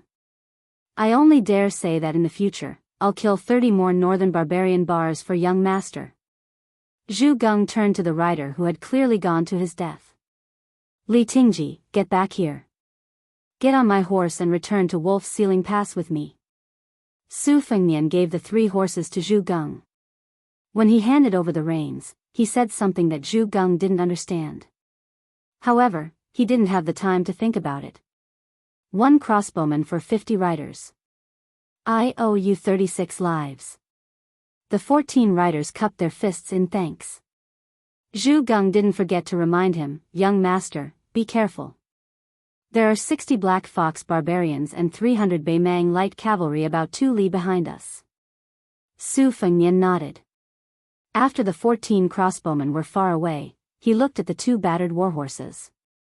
He turned to Tantai Pingjing and Sui Xiagu and said, I'll have to trouble the 2 seniors to send these 2 horses to Wolf's Sealing Pass. Then, wait for me at the Governor General's residence. Sui Xiagu was about to speak when he saw Tantai Pingjing's cold glare. He could only swallow his words. Su Fengnian's right hand held the borrowed Bailiang blade and slowly walked forward. His left hand, which had been holding a handful of sand, loosened its fingers. Yellow sand scattered into the air. He slowly walked towards the 300 riders. Next spring, the loquat tree in a small courtyard would sprout new buds and bloom new flowers. The next spring would be the same. However, he didn't know if he would be able to see it with his own eyes. Chapter 1257. During the wars of the spring and autumn period, scouts were the sharpest antennae of an army. They were rarely deployed on such a large scale. However, on the border of Liangmang, it was the exact opposite. Scouts rarely went out alone to capture military intelligence. The reason was very simple. Both sides were at the peak of the use of scouts. Whether it was the degree of importance or the speed of attrition, it far exceeded that of the Central Plains. It had reached a level that the generals of the Central Plains found exaggerated. Once the 2 sides met, it often meant that one side was destined to be completely wiped out. When both sides had roughly the same level of individual combat and tacit cooperation, the number of people would determine who could leave the battlefield with important military intelligence. Northern Liang border army's wandering crossbowmen shook the world under the heavens, while Northern Mang wasn't inferior in any way. Dongzhuo's crowbar, Huang Songpu's roaming scout personally created in the past, as well as the Black Fox Bar who was known as the son of great General Lu Gu, were all the most outstanding scouts of the present age. Crossbowman Captain Zhu Geng led 50 cavalry deep into the heart of the desert. It was not only luck but also strength. After deducing a spy report through observation, he was intercepted and killed by Heihu Lanzi on his way back. Then, not only did the second Lanzi quickly join in the pursuit, Lu Gui, one of the commanders of the border army of the southern dynasties, received the report and did not hesitate to mobilize 300 light cavalry nearby. He was determined to catch this fish that had escaped the net. The cold wind whistled and the war flag fluttered. In a heavily guarded military tent, General Lu Gui's brows were tightly furrowed. He squatted beside a pot that was about to boil. During this period of time, he rarely looked at the map of the Bailiang border that countless spies had sacrificed their lives for. It was not that Lu Gui's power had fallen, nor was it that this famous general did not value the Bailiang cavalry. It was that even he, as the commander of the border, did not know where his side was going to focus on until 3 days ago. He did not know which unlucky place in the 3 northern provinces of Bailiang would be the breakthrough point for the army. Although the Murong and Yilu families were busy with their own affairs due to the turmoil in the grassland in their backyard, as one of the 2 pillars of the southern dynasties, the old Longguan aristocrats had always been at odds with the new military nobles represented by Lu Gui and Yang Yuanzhan. This time, They even jumped and cursed in the imperial court of the Western dynasties and attacked together, begging the emperor to take back Dongzhua's military power. Huang Songpu had already retired and returned to his hometown, but he was almost dragged out and whipped by these angry Chinese tycoons. It could be seen how chaotic the southern dynasties was at the moment. The key was that General Dongzhua had been hiding all this time, as if he was determined to let the army of nearly 1 million consume their provisions in vain. Even if Lu Gui and Yang Yuanzhan wanted to say a few words for him, they could not. Instead, they would only add fuel to the fire. Lu Gui was temporarily in charge of the border defense military affairs of all the military towns in Gusai province. During wartime, even the prefect of discipline who had the same rank as him had to listen to him. This was a special case that had never happened in the history of Beimang. This was also a great privilege that the emperor had given to General Dongzhua. It should be noted that Beimang was different from Liang and the Central Plains. The prefect of discipline who controlled the mighty army was definitely not an administrator or a provincial governor. Thinking of this, Lu Gui had already smelled the unique aroma of brick tea, goat milk, and butter tea leaves mixed together. Lifting the lid of the pot, this general who used to be from a noble family in the Central Plains was in a good mood. He grabbed a handful of salt and threw it into the pot. Different from General Yang Yuanzhan who used to be a slave, and also different from Huang Songpu who had a glorious ancestor, Lu Gui's family was not in the upper class among the remnants of the northbound tribes. However, after arriving in the southern dynasties of Beimang, they would not be wantonly slaughtered like pigs or dogs. Lu Gui's status today was attributed to his hard study in the old country when he was young. It was also attributed to the military strategies he had read in those books. Because of him, Lu Gui's family had a second spring in Beimang.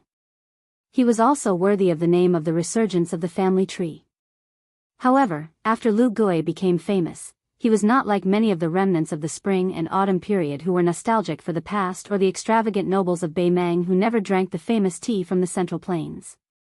After arriving in Beimang, Lu Gui fell in love with the milk tea in the pot in front of him. He liked the strong fishy smell of goat milk and horse milk. After scooping a bowl of tea, Lu Gui put it to his nose and sniffed it. He held the bowl with one hand and slowly turned it. The descendants of his family seemed to be drinking a famous tea from the spring god lake. They did not hesitate to spend a lot of money. There were even young people who said that after conquering the Central Plains, they must have their own tea plantation on the island of the spring god lake. The general laughed. These children did not know the immensity of heaven and earth. Did they really think the Central Plains was made of paper? Even if the Central Plains were easy to bully, how could they cross the threshold of Beimang? He was afraid that when the time came, Beimang would have to break a leg to cross it. Next, in the south, there was Chen Jibao, who was sitting on a natural stronghold. This person used troops to turn something rotten into something magical. If he had 30,000 soldiers, he would be able to fight 100,000 strong soldiers. Moreover, on the eastern front, there was also the famous general of the spring and autumn period, Gu Jiantang. This time, the Guangling Road's internal strife had left the eastern front completely unscathed. Lu Gui stopped turning the teacup and said to himself, in the end, the true enemies of Beimang's million-strong army are three people, Su Fengnian, Chen Jibao, and Gu Jiantang. Which one of them is easy to deal with? Lu Gui drank a mouthful of tea. When it was bland, he threw in some salt and called out, Lin Fu. A resolute general who had been waiting outside the tent lifted the curtain and walked in. Lu Gui raised the teacup in his hand. Want a cup? I might not be in the mood in the future. The middle-aged general shook his head. Lu Gui did not force him. This fellow was his trusted aide and was once the main general of the Black Fox Guard. Later, Lu Gui felt that it was a waste of talent and gave him two options. He could either become a third-rank general with real power in his own army and continue his military career, or he could go to the Shijing Ministry of War as an assistant minister and live a peaceful life as an official. In the end, this fellow chose neither and insisted on being an ordinary guard. Lu Gui sighed in his heart. This man had seen life and death countless times. Why couldn't he let go of the meaningless word love? My daughter is already married and I have a basket full of children. What's the use of you, Lin Fu, staying by this old man's side? However, Lu Gui, who had never been sentimental, knew that these words were too hurtful and could not be said out loud. Lu Gui asked, "What about the Bailiang crossbowmen?" Lin Fu said in a low voice, "Don't worry, they won't be able to escape back to Bailiang. Moreover, even if they are lucky enough to find something, they will only think that our army is moving out to attack Liuzhou." Lu Gui raised his head, his expression solemn. He seemed to have lost his previous amiability, but he also did not deliberately reveal his power. Chapter 1258. However, Lin Fu was instantly covered in sweat. He lowered his head and said, "General, apart from the Black Fox Guards and 300 personal cavalry, I also asked for a master expert from the spider web spies. There is also news that the daughter of Jade Cicada Prefecture's governor, Princess Hong Hu, has followed." Lu Gui nodded and stared at this fellow. "Luckily, you didn't drink that cup of tea. Otherwise, I would have whipped you 10 times. Lin Fu, who was famous as one of the young generals in the South Dynasty, smiled awkwardly. He was like a child who had made a mistake and was almost beaten by Mr. Strict. Lu Gui drank a mouthful of strong tea and said softly, "As a general, perhaps a single wrong decision can cause many people to die. Lin Fu, do you know why the king of Bailiang doesn't care when people call him a butcher? Do you know what he feels guilty about?" Lin Fu shook his head. "I can't guess what the king of Bailiang is thinking." Lu Gui said softly, "Butcher is a title for killing millions of enemies. As a leader, being called that doesn't hurt at all. It's about the same as me whipping you 10 times. But if because of his own carelessness, he caused the death of the soldiers under his command who should have been able to survive, that would be unsettling." Lin Fu said softly, "General, I'm just a small personal guard. You can say that to Fatty Dong of the King of the North Court." Lu Gui was both angry and amused. He said helplessly, "I know you guys don't like Dong Zhuo. However, he does have true ability. In the future, you bunch of brats should stop talking so weirdly." Scram! Lin Fu left the tent. Behind him came Lu Gui's orders. "Send my orders. The commander's tent will move south and follow the army to Lu Prefecture." Lin Fu turned around and asked, "General, you're not going to finish that pot of tea?" Lu Gui asked calmly, "Then how many heads do my Lu brothers have to cut off?" Without another word, Lin Fu ran off to pass down the order. As he ran, he shouted, "Great General, from now on, I won't be a personal guard anymore. Last time, we agreed that I would be a third-grade general. Other than the 20,000 soldiers, the Black Fox Pen would also be under my command. If you don't say anything, I'll take it as a silent agreement." Lu Gui smiled and took the opportunity to drink another bowl of tea.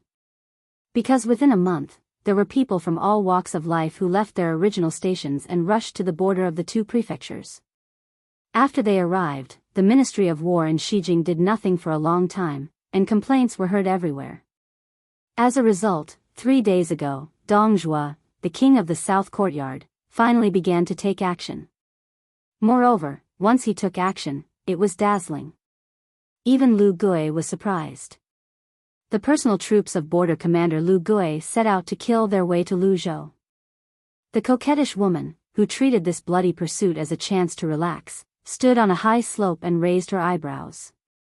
Beside her stood an old man in a brocade robe with an outstanding bearing. His nickname was the Dragon King. Beimang's devil was ranked 9th, but the Jianghu of Beimang acknowledged that this old man's ranking was too low. The noble woman of Beimang with a mink forehead was even more convinced. An old man who even the 6th-grade officials of the spider web had to respectfully address as martial uncle was ranked 9th? What a joke! She was the famous Princess Hong Yan of Beimang's royal court. She was said to have countless male companions. Her father was the governor of Jade Cicada Prefecture, but he was punished by the emperor because of a slip of the tongue. She seemed to be the most aggrieved of the 8 governors, but she was still one of the most favored descendants of the Murong Empress. When she was still a little girl, she followed her father to the capital to meet the emperor. The empress, whose hands had not been washed clean of the blood of the yellow dragons, would smile as she held Princess Hong Yen in her arms and let the child stand on her knees. That scene was unforgettable to many of the elders of the Yelu and Murong royal families. It was only at that time that people remembered that the woman was a woman. This infamous proud daughter of heaven had once personally gone to Liao's city to pass a message to the city magistrate, Tao Qinji. It's not appropriate to go out during the Qingming festival. However, Tao Qinji did not listen and died in the heavy rain of the Qingming festival. She looked at the confrontation in the distance with a great disparity in numbers and asked, "Old Dragon King, why does that figure look so familiar?" The old man in brocade clothes smiled. "Just by looking at his figure, he looks a bit like that handsome young man who was teased by the princess on the streets of Tuma Pass." The mink-forehead Princess Hong Yen laughed. "I remember now. He does look a bit like that guy. I even smacked his butt." In the distance, the lone man with the saber did not show any signs of dodging. He just went straight for the charging Black Fox Lanzi and the 200 light cavalry. The old man in brocade clothes narrowed his eyes. "But just by looking at his aura, it's like the difference between heaven and earth. If the princess doesn't think that this old servant's eyesight is bad, we should turn around and leave as far as we can." Princess Hong Yen was shocked. That guy is a profound finger realm expert at such a young age? But even if his profound finger realm is healed, he might not be able to escape from you and 400 cavalry. Princess Hong Yen asked, "Tian Xiang? Is there such a person in Bailiang?" Yuan Baixiong is younger and older than him. He doesn't have the leisure to come here for a stroll. The old man in brocade clothes shook his head. "If I'm not wrong, it's that guy." Then the old man turned around and left. However, Princess Hong Yen did not move because she knew who the old Dragon King was talking about was. She did not want to leave even more. The old man stopped and said with a frown, "Princess, you will really die. That person has already discovered us. This old servant's leaving is just doing my best and leaving the rest to fate. This will let that person know that we have no intention of interfering." With her back to the Dragon King, the mink-forehead woman waved her hand with a smile. "Old Dragon King, you go. I have to see this legendary person with my own eyes. I have to confirm. If he is really that young master I took advantage of back then, I will have profited even if I die here today. Also, Old Dragon King, don't even think about knocking me out." The old man sighed. If Princess Hong Yen was determined not to leave, there was no point in him leaving. He did have the thought of knocking her out just now. She muttered, "A good show is about to begin. Old Dragon King, do you really not want to see this person's elegance with your own eyes? Perhaps if you miss it once, you will miss it forever." The old man did not say anything.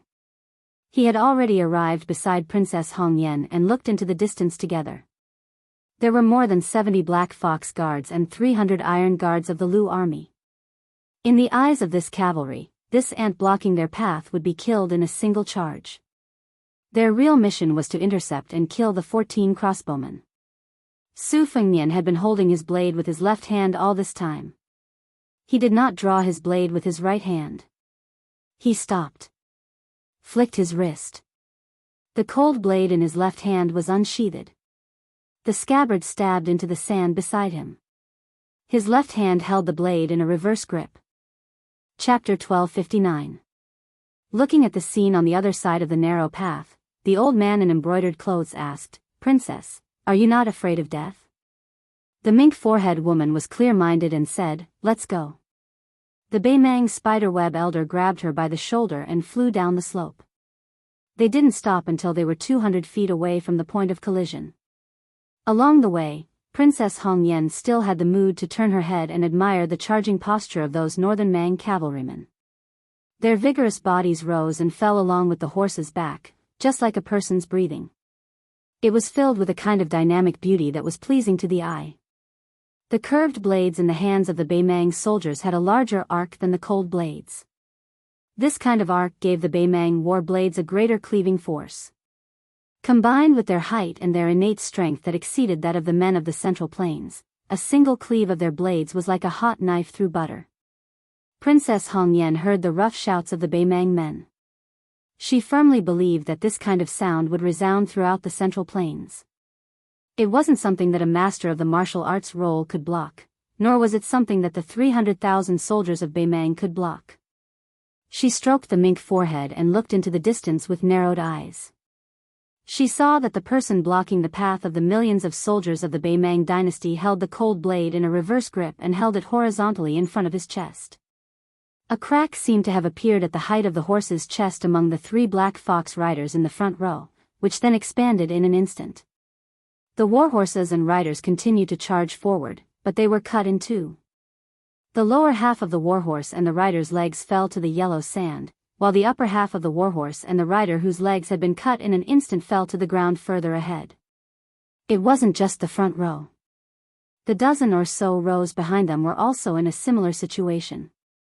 On the path 100 steps in front of the machete man, a large patch of blood instantly bloomed. Half of a warhorse's body, with its stomach exposed, slid forward while sticking to the sand. Behind the corpse of the warhorse was a ghastly bloody path. After the 30 or so riders whose legs had been cut off fell to the ground, they let out heart-wrenching cries. The invisible line was not at the end of its flight. In fact, it was still advancing rapidly. However, the Beimang cavalry behind it, especially the Black Fox Lanzi, sensed that something was wrong and leaped up high, abandoning their horses and drawing their swords. There were even knights who suddenly pulled the reins and jumped over the line that was cutting across. The knights at the back began to quickly deviate from a straight line and tried their best to make a large arc to evade the attack. Princess Hongyan asked excitedly, "Gangqi?" The old Dragon King nodded. She asked again, "How long and wide is the limit?" The embroidered-robed elder shifted his gaze to the rear of the cavalry and replied, "This blade is about 300 meters long and 6 meters wide." But that's all it took. She clicked her tongue and said, "Wouldn't it be very impressive on the battlefield?" The old man said calmly, "On a large battlefield, there are hidden death warriors like Spider Web, who only target the experts of Jianghu. Moreover, there are also archers, foot crossbows, and even catapults. If ordinary experts dared to play like this, they would be the first living target to die. Of course, this person in front of us is an exception. If he really wants to fight to the death like the Sword Emperor of Shishu, I'm afraid he would need a few top experts to pin him down. Taking a step back, when such an expert's chi is exhausted to the point of exhaustion, he can still leave whenever he wants. No one can stop him. After all, it's just a matter of taking a breath. With such a breath, unless one is also an expert in martial arts, one would not be able to seize this fleeting opportunity. However, everything in this world has its vanquisher. If this person dares to charge into the enemy's formation, our god of war would naturally not mind taking his head personally. Most of the people who are a match for 10,000 men in the army are short-lived. After proving that they have the strength, they die. Princess Hongyan nodded in agreement and said, "This is also the reason why the experts of Jianghu are unwilling to participate in the killing on the battlefield. It's too depressing to die just like that. If they reincarnate in their next life, it's hard to guarantee that they will be reincarnated into a good body." That person seemed to raise his arm and lightly swiped the blade a few times. 6 or 7 Black Fox Lanzi on the road who jumped off their horses exploded into pieces in the air. Following his backhanded blade movements, the range of his movements was extremely small. A warhorse that had jumped high in the air had yet to step on the ground when an invisible line ran from the left side of the horse's abdomen to the right shoulder of the rider on the horse's back. It was cut into 2 halves. Another large splash of blood spilled onto the ground. A rider who was drawing his bow and shooting an arrow had his head split apart along with his horse's head. Between the swordsman and the 300 riders, there was already a large pool of blood. Then, this pool of blood continued to move forward rapidly as the swordsman continued to raise his hand. These armored riders were easily cut apart like tofu by the blade. Princess Hongyan said with a face full of regret, "They're just ants." The old Dragon King, who had no sympathy for this tragedy, said calmly, "It's true that they're ants. However, the reason why it's so miserable is because there are too few of them. As long as the ants gather into an uncountable number of ants, then not only the West Shu Sword Emperor will be bitten to death. The old man continued, there are masters in Baelyang who can single-handedly decide the battle of 10,000 men. However, there are only a few of them. This one, Yuan Zhuozong, and Su Yanbing. Yuan Zhuozong was the commander of the cavalry. When the situation reached a critical point where he had to save the situation, it meant that the entire northern Liang border army was almost finished. That spear immortal Wang Xiu's junior apprentice brother is most likely to appear in the early stages of the battle. No one would be willing to leave such a sharp spear in the armory without drinking blood. Princess Hongyan nodded, that's right. If it's his turn, the king of Baelyang has to go to the battlefield to kill the enemy. Not to mention the Baelyang frontier army, I'm afraid that the 4 states of Baelyang will be ours. She suddenly laughed happily, old Dragon King, he's temporarily holding the title of number 1 in the world. However, no matter how powerful he is, he can only watch the 300,000 soldiers of the Su family die one by one. Does he feel helpless? The old man thought for a while and laughed, if I were him, I would have run away long ago. The world is vast. Where can I go? Where can't I be free? Chapter 1260. She asked curiously, since killing at the border is the same, why doesn't this person just sneak into our palace and start a massacre? Isn't it quite good at disturbing the morale of the army? The old Dragon King didn't know whether to laugh or cry at her naive thoughts. He sighed and said, after reaching the celestial state, it's easy for experts to sense each other. Even if he can kill 1 or 2 cities, even if the entire Aquarius state bleeds for thousands of miles, then what? Would he be besieged and killed by masters like Tuoba, Hong Jingyan and Jian Qianjin?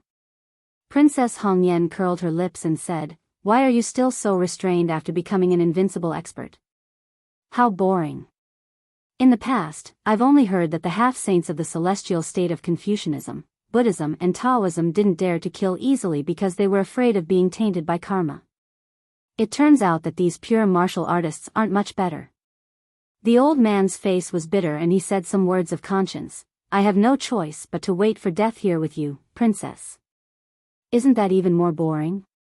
The old man looked at the sky for no reason and sighed, between the heavens and the earth, with the heavens and the earth, who isn't a puppet with their hands and feet tied? There are people who are lucky enough to jump out of this cage, but there's definitely no one who can break it. Princess Hongyan was surprised, it's over? The thunder is loud, but the rain is too light. I haven't had enough fun watching it. While they were talking, the knight of Baymang didn't disappoint this noble surnamed Yelu.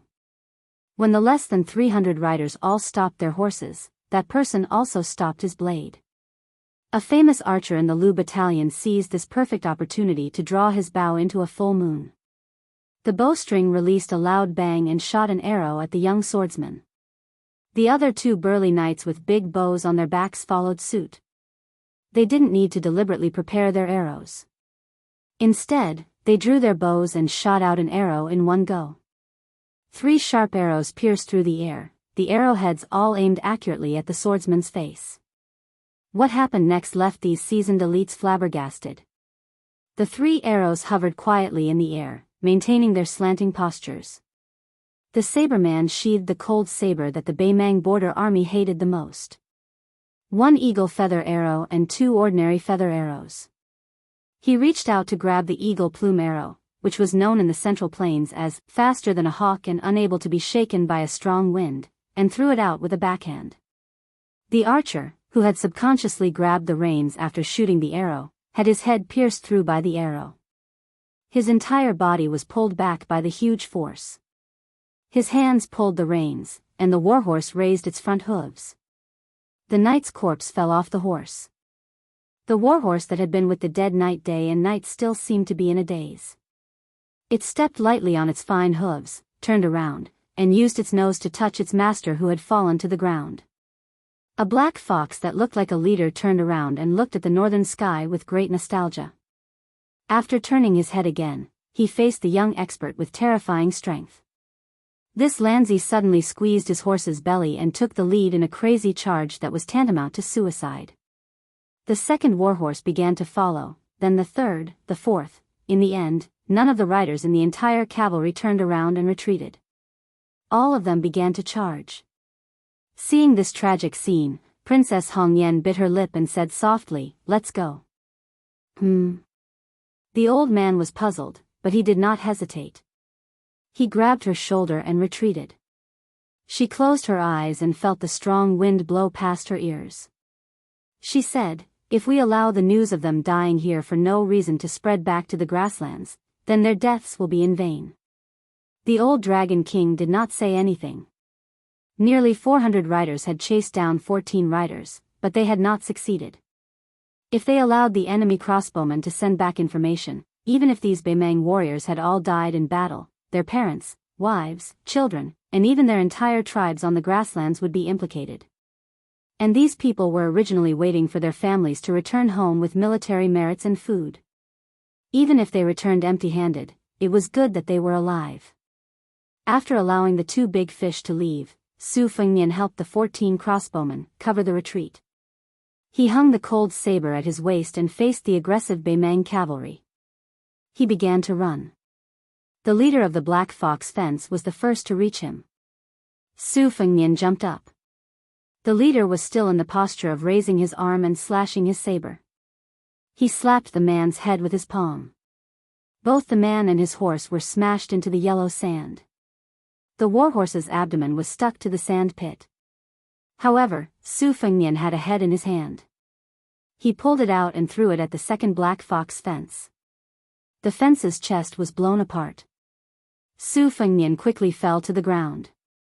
With a shake, his shoulders hit the sides of the warhorses on both sides. The horses' hooves left the ground, and the two riders fell to the side. One of the riders charged forward fiercely. However, when it was about 10 feet away from Su Fengnian, the rider and the horse were crushed by the majestic qi, bursting into a cloud of bloody mist. The spider-web spy hidden between the Black Fox fence and the elite Lu cavalry broke through the bloody mist without warning. The tip of his sword pointed directly at Su Fengnian's forehead. Su Fengnian completely ignored the tip of the sword. He stretched out his hand and pressed down on the head of the spy. Then, he slammed the spy to the ground. The tip of the sword shattered, and the blade snapped. The spy's body bounced on the yellow sand.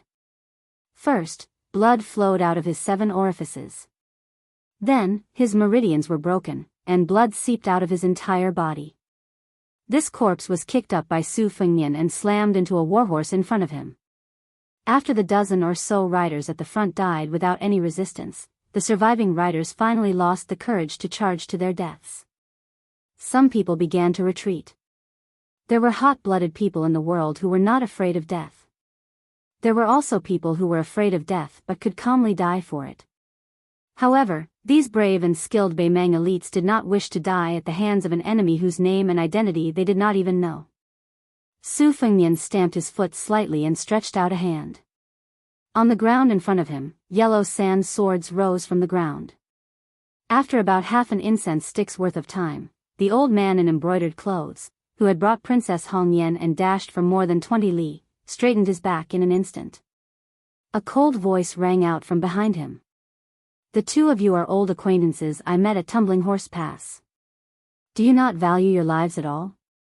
Then, Princess Hongyan realized that her buttocks were lightly padded. The person behind her smiled and said, "The old debt is settled. So you can die now." Chapter 1261. There are still 2 chapters left, but it's definitely late, especially the 3rd chapter. Every dog has its day. At the Tumbling Horse Pass, the old Dragon King escorted the woman with a mink headscarf into the dangerous northern Liang border pass. She saw the young man with a pair of beautiful eyes and thought that he was just a disciple of an aristocratic family who knew a little about martial arts. She wanted to tease him, so she did as she pleased and touched his buttocks. Who would have thought that the tables would turn so quickly? Today, after he patted her buttocks, the princess, the only descendant of the royal family who could make the Empress of Beimang willing to play with her grandson, did not even have the courage to turn around. The old man in embroidered clothes was indeed the ancestor of Beimang's spider web. He gently pushed Princess Hongyan's shoulder and pushed her far away.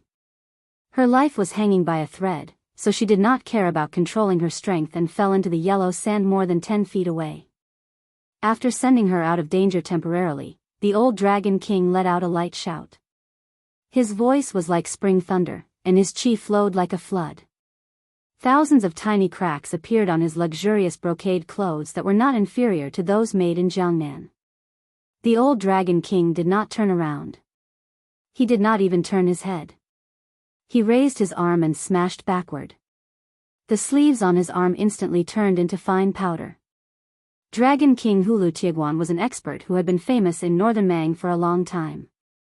Before Tuoba Bodhisattva, Murong Baoding, Hong Jingyan, and the other new talents had risen to prominence, the heaven-warping Hulu Tieguan was once viewed as a peak expert who could block spear immortal Wang Xiu's spear with his bare hands.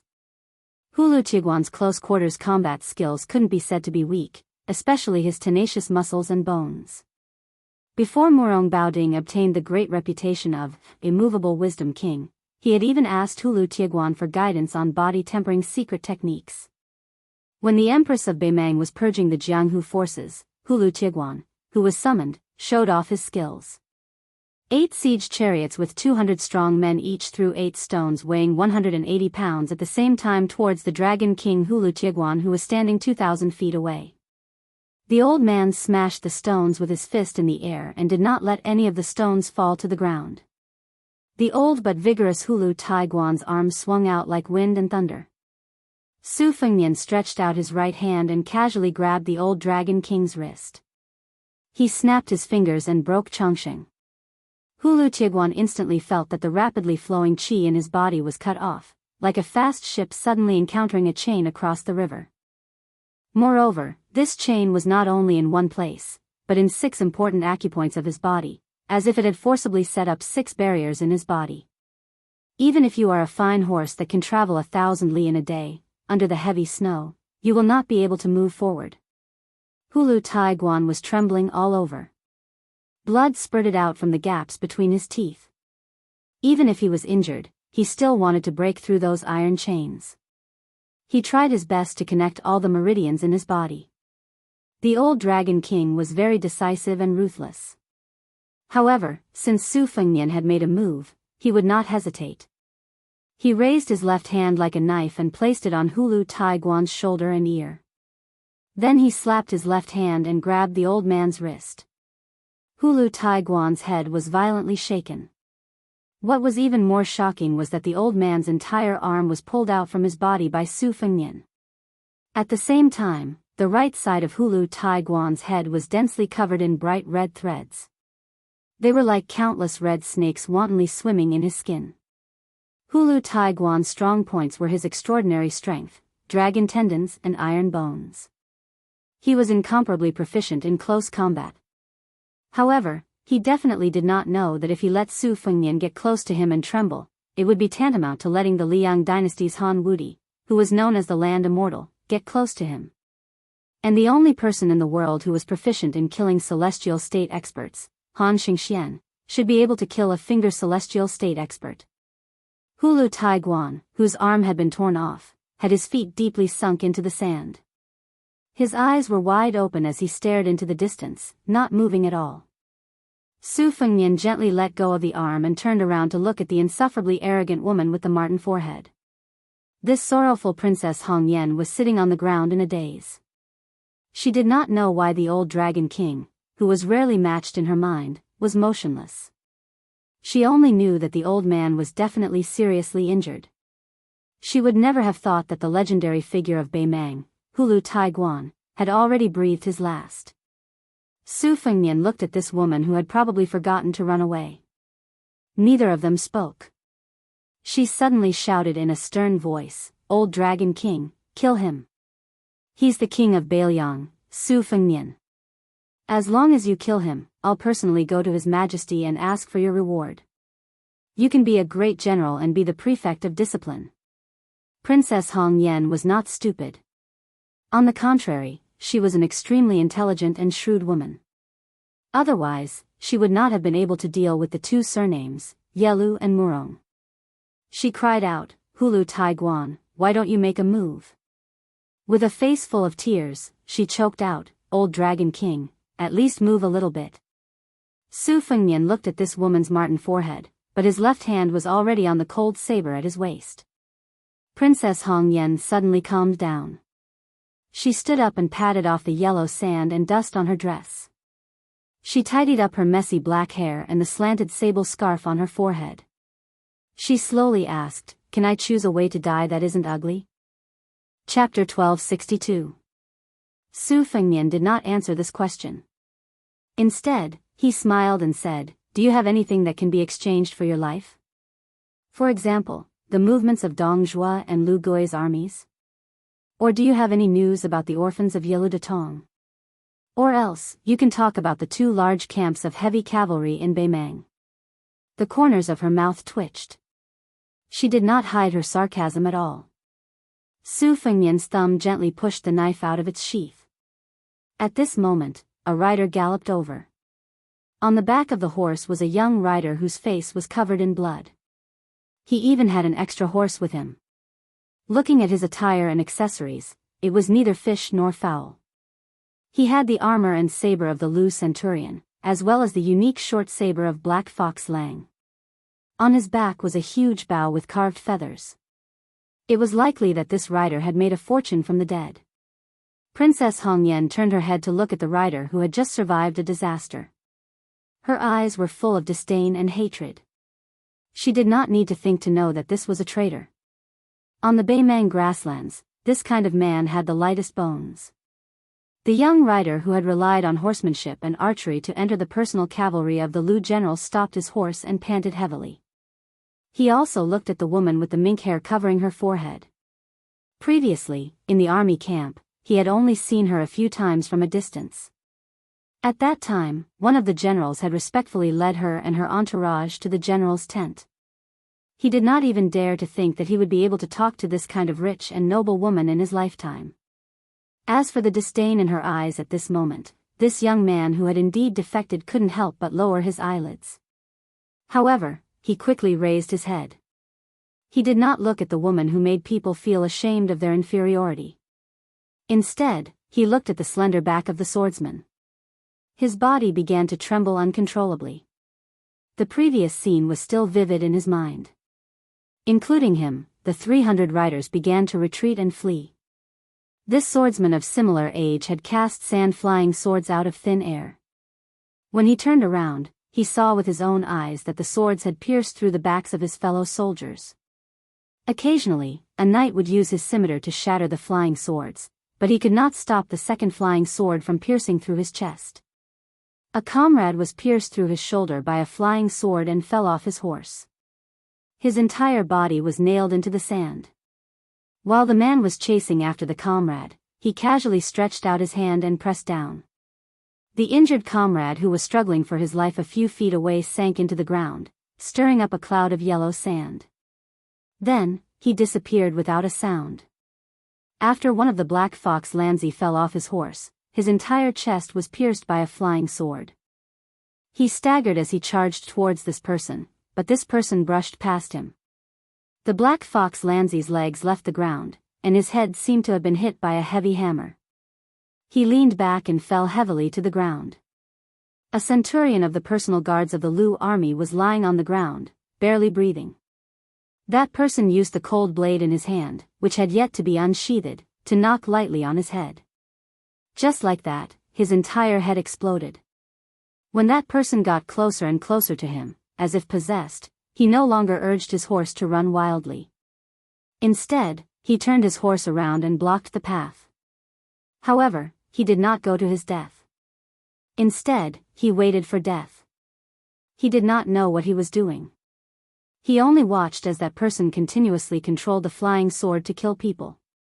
If there was someone next to him who had not yet breathed their last, he would use the cold blade in his scabbard or a newly forged flying sword to finish them off expressionlessly. At that moment, in the eyes of this little pawn who was in a state of death, the entire sky was like a swarm of flying swords. Then, these flying swords wove together into a vast net. There were 6 or 7 Black Fox Lanzi who were fighting like trapped beasts. They passed by the dazed pawn, roaring as they charged towards that person. Then, both the riders and their horses were carried into the sky by the flying swords with astonishing penetrative power. In the end, they fell to the ground together. In his eyes, for a few moments, he seemed to see that person breathing in and out. One breath was as fine as a drop of water. One breath was like a gently trembling lotus leaf. One breath was like a whale swallowing heaven and earth. For some reason, that person brushed past him, but did not kill him. When he was the only one left alive among the 300 riders, that person appeared by his side. Using fluent Baimang language, he ordered him to pick any armor, swords, and arrows he wanted. Then, he asked him to bring an extra warhorse and leave with him. Probably because he felt that he had already died once, the young rider at that time had forgotten his fear. After returning from the gates of hell, he still had the mood to pick up those good items that he had long been envious of.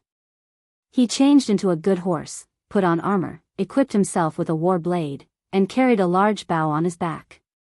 Not a single item was left behind. The young man even changed into a new pair of sturdy leather boots for himself. The wind swept up the yellow sand. The only ones left alive were these 3 people and 2 horses. Princess Hong Yen looked at Su Fengnian. She pointed at the young rider and said through gritted teeth, "You killed him." Su Fengnian used a gaze that looked like he was sizing up a madman. He looked mischievously at this most noble woman of the imperial family in the desert. "He's worth much more than you." Su Fengnian continued, "He won't die. But I'll give you one last chance. As long as you can take out something valuable enough to buy your life, I'll promise not to kill you." Princess Hong Yen screamed crazily, "Kill him. This kind of person doesn't deserve to be a Baimang man." Su Fengnian raised his arm and made a cold gesture of chopping at the young rider. The rider steadied his breathing and began to charge forward with his blade without hesitation. Princess Hong Yen was completely dumbfounded. She could allow herself to die at the hands of the king of Bailiang. But she would never allow herself, a princess of Baimang, the only daughter of the Yushan province's provincial magistrate, who was deeply doted on by the empress, to die under the blade of a grassland trader. Moreover, this nameless coward was so despicable. She smiled bitterly and looked at Su Fengnian with hatred. Then, she quickly pulled out a dagger and stabbed it toward her own heart. Chapter 1263. The sun was setting in the west, and the 2 riders were riding slowly on a flat sandy land commonly known as Longan. 30 miles to the south was Huda City, the most majestic city in Bailiang's border. There were 30,000 elite soldiers, 3,000 heavy cavalry, 6,000 light cavalry, and more than 20,000 infantry inside and outside the city. Even if the people in the city were not listed as soldiers, as long as they were in the prime of their lives, they could put on armor and fight on horseback in a hurry. Behind Huda's city was the newly established Huaiyang Pass of the Protectorate of Northern Liang. To the left and right of Huaiyang Pass were the 2 great pass cities of Liuya and Taifeling, both of which had more than 10,000 soldiers. Unlike Huda City, which had an absolute advantage in terms of infantry, Liuya and Taifeling were almost entirely composed of cavalrymen in light armor. Clearly, they were different from Huda City, which was mainly used to stop the northern Mang's army from advancing south. These 2 border cities, which were slightly inferior in scale, were more responsible for taking the initiative to attack. Behind the first line of defense was the second line of defense, with Jinyuan, Qinghe, and Grave as the fulcrum, and Xiancan and Xinwu as the flanks in the north of Liangzhou, followed by the Great Snow Dragon Cavalry, which was stationed at the border of Liangzhou all year round, and the 2 deputy commanders of infantry and cavalry, Qin Yinshui and He Zhonghu's army. Coupled with the crisscrossing watchtowers of Wubao Castle, there was no doubt that the northern border of Liangzhou was the most difficult battlefield in Bailiang. Generally speaking, Baimang was the least likely to attack the heavily guarded northern line of Liangzhou. If the northern barbarians really wanted to open their mouths and take over this place, it would not be as simple as breaking teeth and swallowing blood. Compared to northern Liangzhou's northern line, Yozhou's side was mostly infantrymen. That was why infantry great commander Yan Wenluan's tent was also located there. Regardless of whether it was the terrain of Yozhou's northern line or the distribution of troops, it all decided that Yuzhou would be a typical offensive and defensive battle between the nomads of the north and the farmers of the central plains, one side attacking, one side defending. It wasn't like northern Liang's northern line where they relied on Su family's armored cavalry to fight northern Mang's cavalry on horseback. Originally, the dragon elephant cavalry was stationed in the middle of Liangzhou and Liangzhou, so they could support both sides at any time and even roam around looking for opportunities. However, with the establishment of the 4th province, Liuzhou, and the 30,000 Longxiang army stationed there, a crack appeared in the close relationship between Liangzhou and Liangzhou. The number 1 city in the northwest of the Liang dynasty wasn't the provincial capital of the northern Liang, Liangling, and Nether provinces, but rather this tiger-head city that appeared out of nowhere and looked down on northern Mang. On the border of Liangzhou, there were some passes like Tuma Pass for merchants to enter and leave Liangmang, but to the north of Liangzhou, there was none. This place was destined to be filled with smoke signals and 100 battles, but never the sound of the camel bells of the caravans. Although there were only 2 riders, one of them was dragging a wretched woman whose hands were tied up. She was covered in dust, her lips were dry and cracked, and the pair of delicate embroidered shoes on her feet, which looked like those of a graceful girl from Jiangnan, were also in tatters, revealing her bloody toes. Her body was on the verge of collapse, but she was still holding on. When she was able to raise her head and look into the distance towards Tigerhead City that was rumored to be most fond of displaying the heads of northern Mang captives, because of this untimely pause, she was dragged to the ground by the warhorse. That horseman didn't turn around. She struggled with all her might to get up, or else she would be dragged towards Tigerhead City like this. However, she was already too exhausted to stand up, only able to turn around. A wave of scorching pain came from her back as she slid across the gravel. This type of pain didn't come from how great the pain was in an instant, but rather from the endless, bit-by-bit accumulation. That Beimang rider who was following orders couldn't help but turn his head to shoot a glance. This woman who was sitting high up in the clouds fell off the altar just like that, and in the end was dragged forward by him and his mount like a dog. He turned his head to look at the rider in front of him. He didn't know why this person didn't kill him, and he also didn't know why he didn't kill her. In the distance, there was a commotion. A group of several hundred riders with a majestic aura shook the earth as they approached. His heart contracted violently. This was the first time in his life that he had seen such a large number of Bailiang cavalry. He also quickly discovered that the Bailiang cavalry was different from the Lu cavalry he used to be in. The Lu cavalry was undoubtedly brave and ruthless when they broke through enemy lines and killed the enemy. After he joined the army, he was also like this. Otherwise, he wouldn't have been able to become one of General Lu Gui's personal guards. However, the feeling these northern Liang cavalry gave him was even more frightening. Previously, when he fought with the crossbowmen, it wasn't that obvious. He only felt that those well-known northern Liang crossbowmen's strength was indeed astonishing. However, when their numbers exceeded 300, it gave him an extremely strange feeling, as if these 300 to 400 cavalry were a single entity. When they urged their horses and brandished their whips, it was filled with a type of forbearance and restraint that would make all of the northern Mang's brave warriors feel extremely uncomfortable. The Huta city garrison in front of him even had the same degree of movement every time their bodies rose and fell along with the backs of their horses. He had only heard that the 2 large groups of heavy cavalry that had been raised with countless amounts of gold and silver could truly advance side by side when they were completely spread out in formation to charge in a single line. These 400 riders dismounted almost at the same time. The leading middle-aged rider knelt on one knee. He lowered his head and cupped his fists. General Lu Jinu pays his respects to the prince. Then the 400 riders said in unison, "Respects to the prince." Su Fengnian smiled and said, "Rise, all of you. This time, I've troubled General Lu to come out of the city to welcome me." The young captive behind Su Fengnian who could still ride a horse and put on armor was stunned for a moment. He couldn't quite wrap his head around it. However, when he saw General Lu, who was wearing armor and carrying a crossbow and looked exactly like the rider behind him, stand up, he seemed to be a cripple.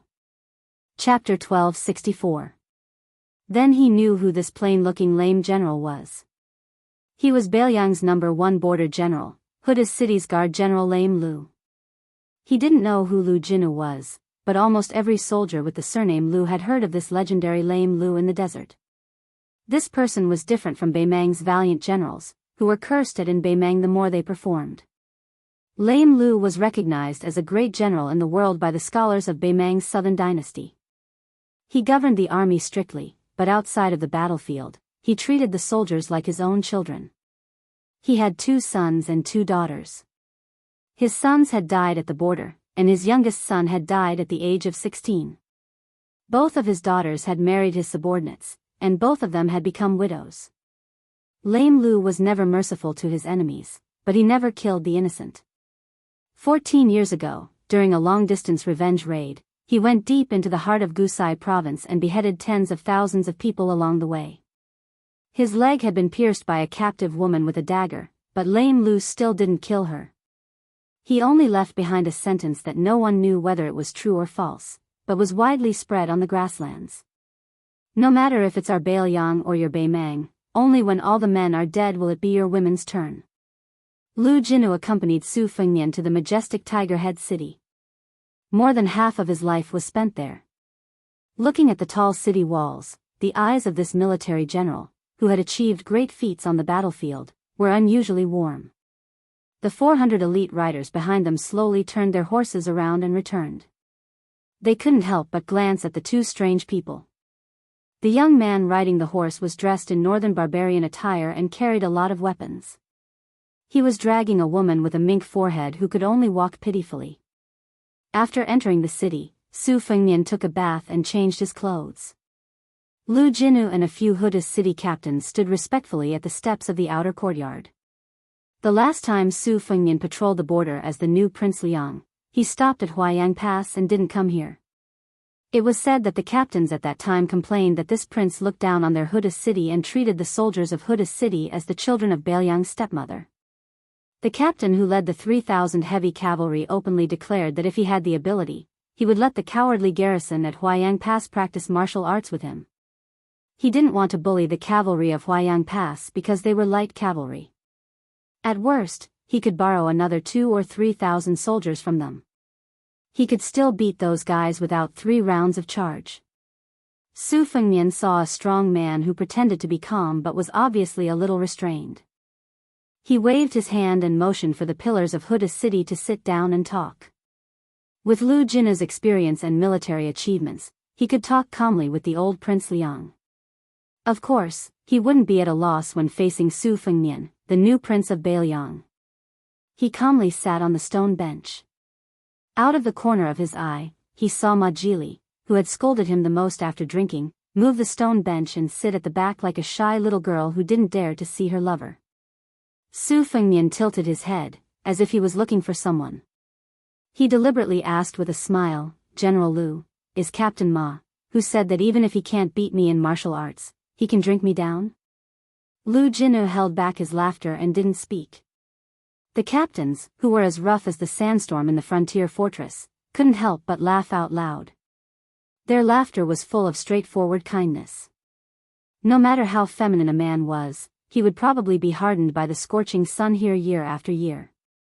No matter how narrow-minded a man was, he would probably be bullied by the vast sky here day after day. Ma Jili straightened his back and stuck his head out from behind his comrade's back. "Reporting to Wang Ye," he said, "Lowly Officer is here. If you, Senior, are really angry and want Lowly Officer to eat a whip, Lowly Officer will have no objection. But when I'm being whipped, can you find a place where my subordinates can't see? Otherwise, I'll be laughed at by those guys." Su Fengnian obviously didn't want to bicker with this man. He asked, "General Lu, can everyone drink?" Lu Jinu nodded and joked, "Of course, everyone can drink. That's how it is when these people fight. When it comes to drinking, everyone is number one. However, Ma Jili and Chu Hanqing both have to be on night patrol. As long as the others don't get too drunk, it's fine." Su Fengnian grunted, "Then let's stop drinking. We can only make up for what we owe in the future."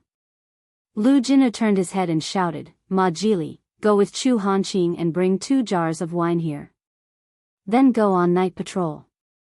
Ma Jili was relieved. He ran out of the courtyard with another captain and quickly returned with 2 jars of green ant wine. Feeling guilty, Ma Jili didn't dare to stay any longer. He wanted to run away quickly.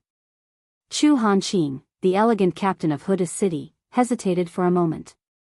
He looked at Su Fengnian and asked, "Your Highness, I can't drink tonight. I don't know when and where I can drink next time.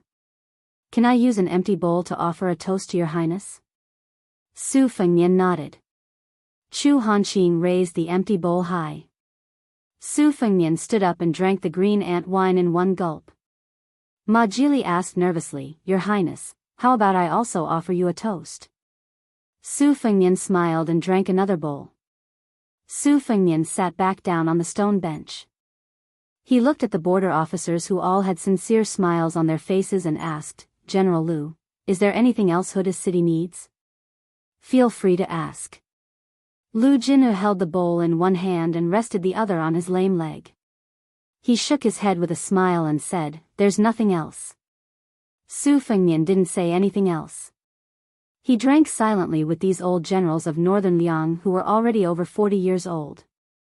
In the end, Lu Jinu only said one sentence, Since your highness is sitting here, then I can say something that I thought I couldn't say. Huda's city has more than 40,000 people. Today, they've all drunk your highness' farewell wine. Even if they die, they have no regrets. Chapter 1265. When Lu Jinu and the other generals left the courtyard, Su Fengnian had the guards outside call for the two captives. Elsewhere, Commandery Princess Hong Yan was wolfing down food. When she reluctantly walked into the courtyard, her clothes were still ragged, but her mouth was greasy. When she crossed the threshold, she even burped. This made the Lu cavalry soldier beside her, who was still wearing his armor and carrying his saber and bow, feel curious. He probably realized that a woman like her was not truly otherworldly after all. There was still half a jar of green ant wine left on the table. Clearly, Lu Jinu and the others had shown mercy. Su Fengnian picked up the wine bowl and pointed at a few stone stools. Commandery Princess Hong Yan sat down. The young cavalry soldier, who respected Su Fengnian more and more like a god, still stood obediently. Commandery Princess Hong Yan glanced at the wine jar and bowl on the table and subconsciously sniffed. She was not afraid of itching when she had so many lice, so she poured herself a bowl of wine. She had tasted green ant wine at Falling Horse Pass, and even in the imperial court and the capital. She did not think it tasted that good before, but today, the wine burned from the tip of her tongue to her throat, and then to her stomach. Her entire body instantly warmed up. She felt warm and full. At the same time, she looked at Su Fengnian with more provocation. She knew that Su Fengnian did not let her commit suicide, so it would be harder for her to die than to live. Of course, this was not necessarily a good thing. Before entering Tiger Head City, she had thought of countless sinister ways Su Fengnian could humiliate her as Commandery Princess Hong Yan. However, looking at the current situation, while the situation was indeed terrible, it was still within her acceptable range. She raised her head and drank the wine in the bowl in one big gulp. Wiping the corner of her mouth, she said with a charming smile, What? Does your highness want me to serve you in bed? Then why don't you let me change into a clean set of clothes? Su Fengnian asked in return, Do you need me to send you a mirror so you can look at yourself? Princess Hong Yan flew into a rage out of humiliation. Just as she was about to raise her hand to throw the wine bowl away, she quickly suppressed this impulse. She silently poured another bowl of wine. Every bowl she could get was a bowl. Su Fengnian ignored the featherless phoenix. He turned his head to look at the rider who called himself Chifu Longguan and said, You are very talented in martial arts. That is why I did not kill you. There was another reason that Su Fengnian did not mention. From the eyes of the dragon crown, one could not see the hatred that even an outsider like Princess Hong Yan would have. Even if a person could hide their expression and eyes, the flow of their qi could not be hidden from Su Fengnian's eyes. The fluctuation of qi was directly related to happiness, anger, sorrow, and joy. This meant that Chifu Longguan, this unpolished jade that had been buried, might be able to go very far on the path of martial arts. Of course, the most important reason was that Su Fengnian hoped that there would be someone who could balance his disciple Yu Dilong in the future. This child was the youngest but was the eldest disciple. Unlike Wang Sheng and Lu Yunzhang, whose personalities were clear, there were too many uncertainties. Su Fengnian did not want to have another Xianyuan Pan in his hands in the future. As for Chifu Longguan, he was like a random cat or dog picked up from the side of the road. His talent in martial arts was not the best that Su Fengnian had seen, but he was the most interesting. For example, Jiang and I and the charcoal girl of the Guanyin sect were called sword embryos. For example, Hong Shixiang and Zhao Ningxian of Longhu Mountain were the reincarnations of enlightened masters and were called Bodhi seeds. The Buddhist sect also had the concept of reincarnated spiritual children. As for Chifu Longguan, he was a little different. He had a bit of everything and nothing was pure. But this was precisely the case. He was most in line with Su Fengnian's martial arts journey. Moreover, in that battle, Chifu Longguan had truly caught the thin line between the breaths of Su Fengnian, this celestial being. In the present world, there were less than a handful of such people, and this nameless soldier was one of them. Chifu Longguan was only 18 years old, but he was already one of Lu Gui's personal cavalry. One had to know that the number one saber user, Gu Jiantang, might not even be as good as Chifu Longguan at this age. Of course, Su Fengnian was even more so back then. Chifu Longguan was a bit nervous. He said in a trembling voice, "King of Bailiang, this lowly one has been an orphan since young. I'll go wherever there's food to eat. If your highness doesn't trust this lowly one, you can let this lowly one join the Bailiang frontier army. Even a foot soldier is fine. I won't hesitate to kill Beimang." At this time, Princess Hong Yan laughed sinisterly and fanned the flames. "Orphan? Maybe your parents died under the hooves of the Bailiang cavalry? It's never too late for a gentleman to take revenge." Chifu Longguan was not as shrewd as her, but he was no fool. He couldn't hold back and cursed, "Bitch. Bullshit your mother." The young man said with red eyes, "My parents were beaten to death by you rich and powerful bastards from the Southern Dynasty." Princess Hong Yan was furious. The Southern Dynasty? What is the Southern Dynasty? The entire Southern Dynasty is just a watchdog raised by the Yelu family. I am Yelu Hongkai, a lowly person like you who can't even walk within 100 steps of me. Chifu Longguan's breathing was rapid, his chest heaving up and down. He took a big step forward and slapped this woman. Princess Hong Yan was not a blockhead. She lowered her head and retreated, hiding behind Su Fengnian like a wisp of smoke. She chattered with a smug expression, "Hey, you can't hit me. Look at you, you deserve to never be able to avenge your parents. Oh, maybe trash like you was in the army and worked for the Southern Dynasty. Maybe you worked for those enemies." Chifu Longguan suddenly calmed down and stared at this woman. Princess Hong Yan felt a bone-deep chill. She carefully took back the wine bowl and poured herself another bowl of green ant wine. At this time, there was a light knock on the door. Su Fengnian poured 2 bowls of wine and said softly, "Senior Tantai, please come in." Chapter 1266. When the uninvited guest sat down, Su Fengnian passed her a bowl of wine. The other party did not stand on ceremony and drank a mouthful of wine. Her cheeks were slightly red. Yelu Hongkai looked at this tall lady curiously. Every move she made showed the bearing of a grandmaster. There was also a kind of heart-tugging free and easy style. Su Fengnian smiled and asked, "Senior, how did you know that I have arrived at Tigerhead City?" Tantai Pingjing said indifferently, "I heard from my master that the celestial beings look down on all living things in the world, just like how we look at the fireflies in the summer night. Most of the fireflies are fleeting, but there are always a few that are especially bright. At some point, they are even as bright as the stars." Su Fengnian suddenly understood. It must have been because they had intercepted and killed the 400 cavalrymen earlier that the Qi Refinement Grandmaster, who was good at observing aura, caught some clues. Then, she was just waiting for them near Tigerhead City.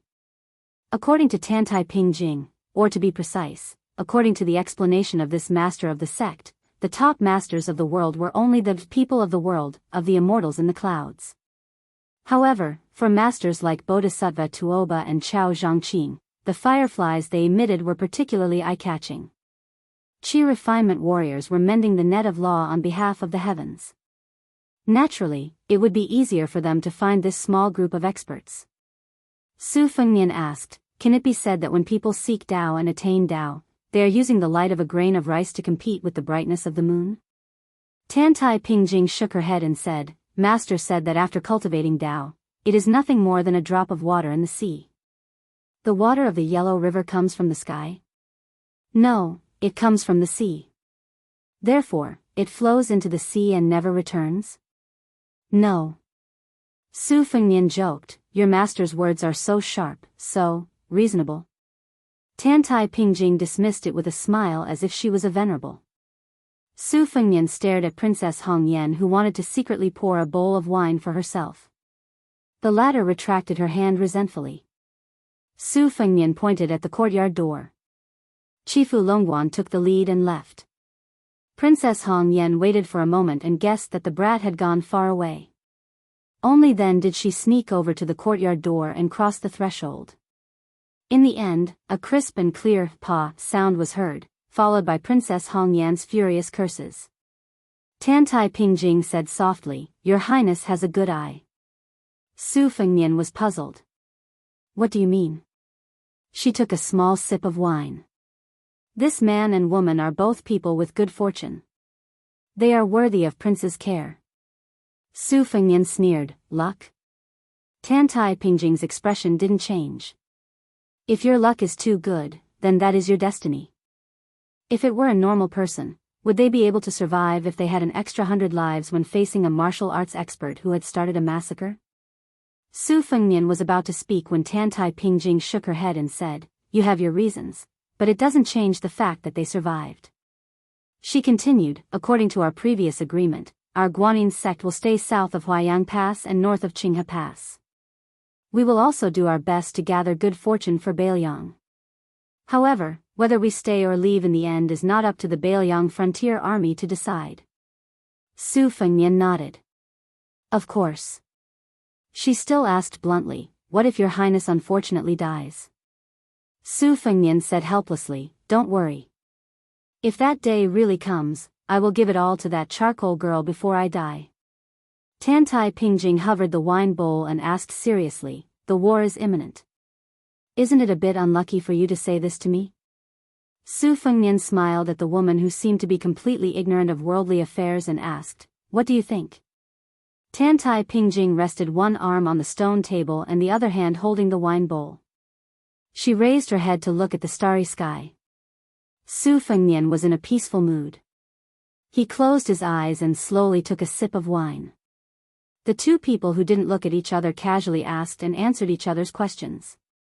The Beimang army's forces on the border are almost at their limit, but they still have spare soldiers and horses to launch the next wave of attacks on the northern grasslands. Faced with an enemy that the entire Liang dynasty should be able to contend against, aren't you worried about Liuzhou, which has the least danger? Of course I'm worried.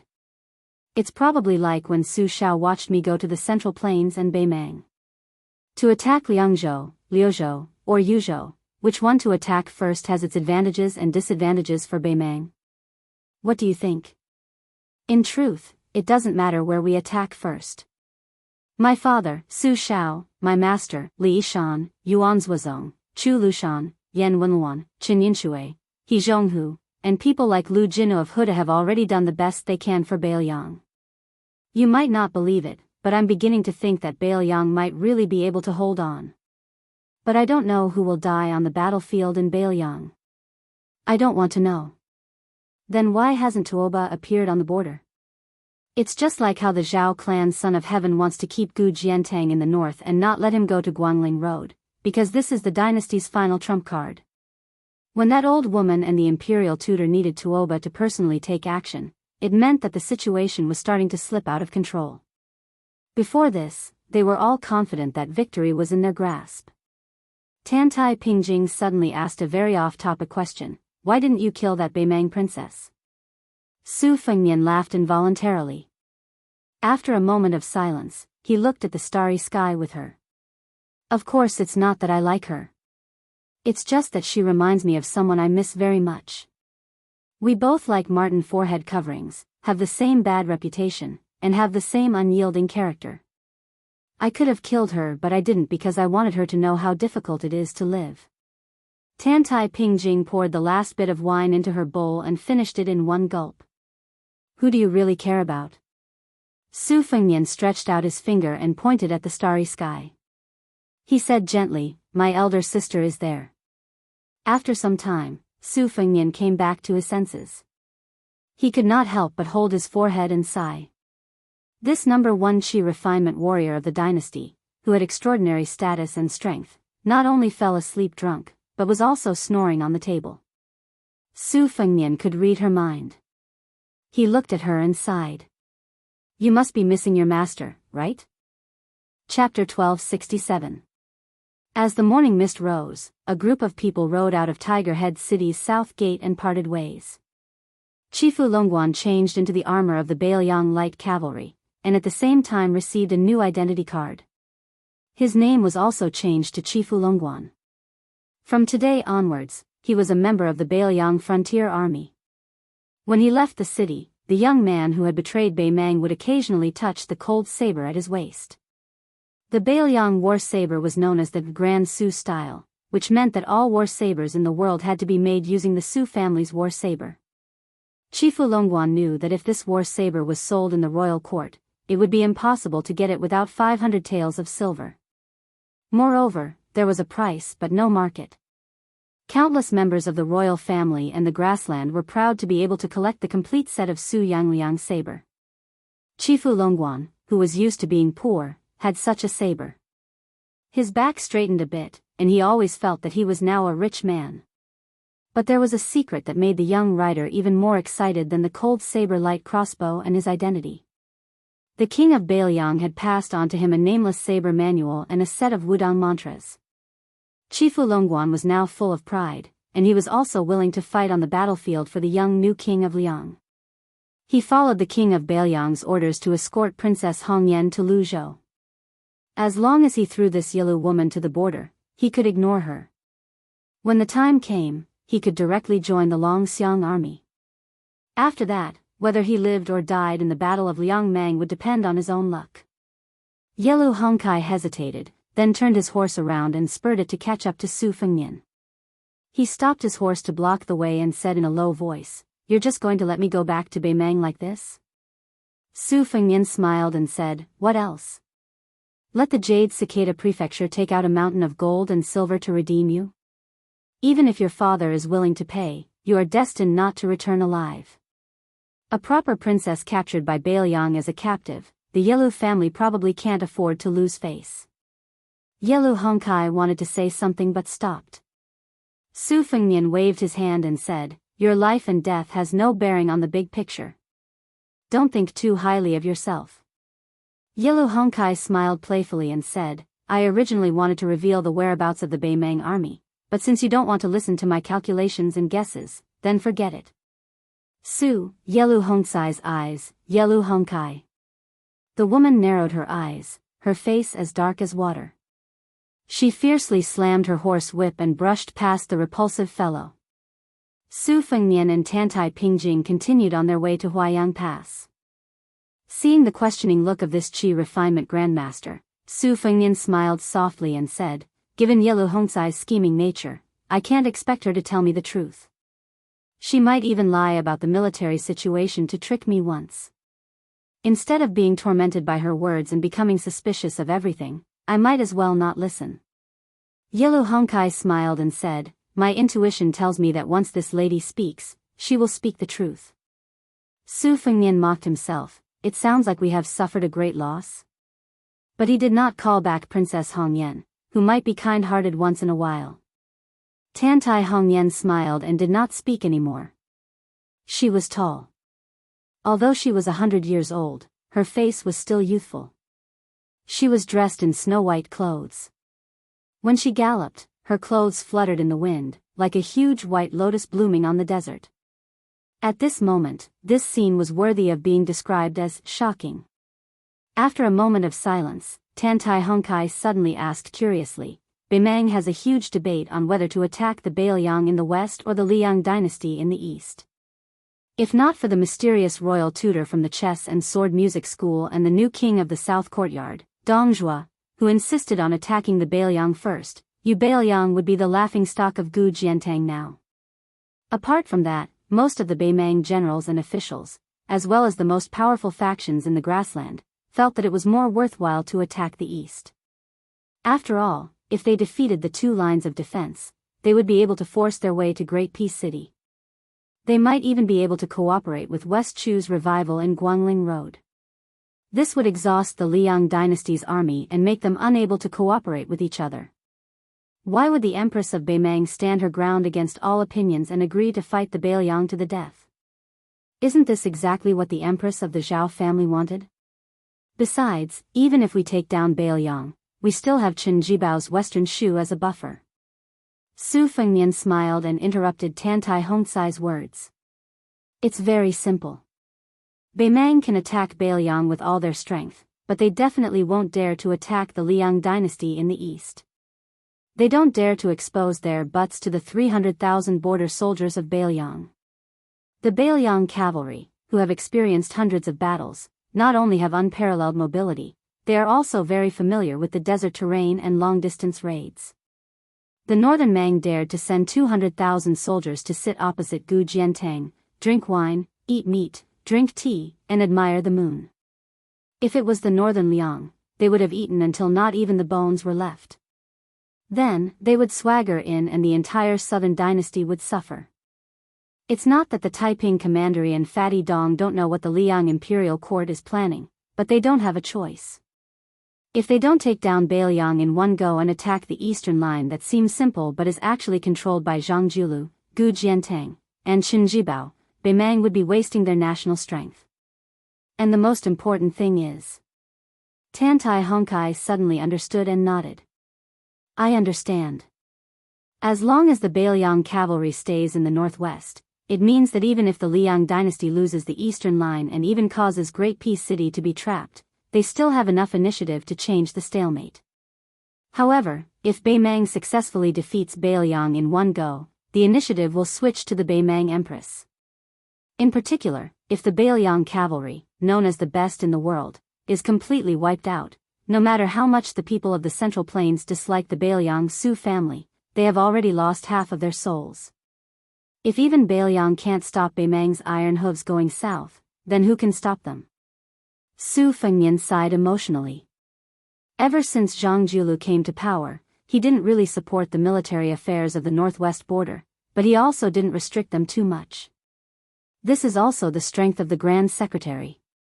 It seems quiet and inactive, and there are suspicions that Bailiang is nurturing a tiger, but in reality, he is helping the Zhao family win a day of sitting on the mountain and watching the tigers fight.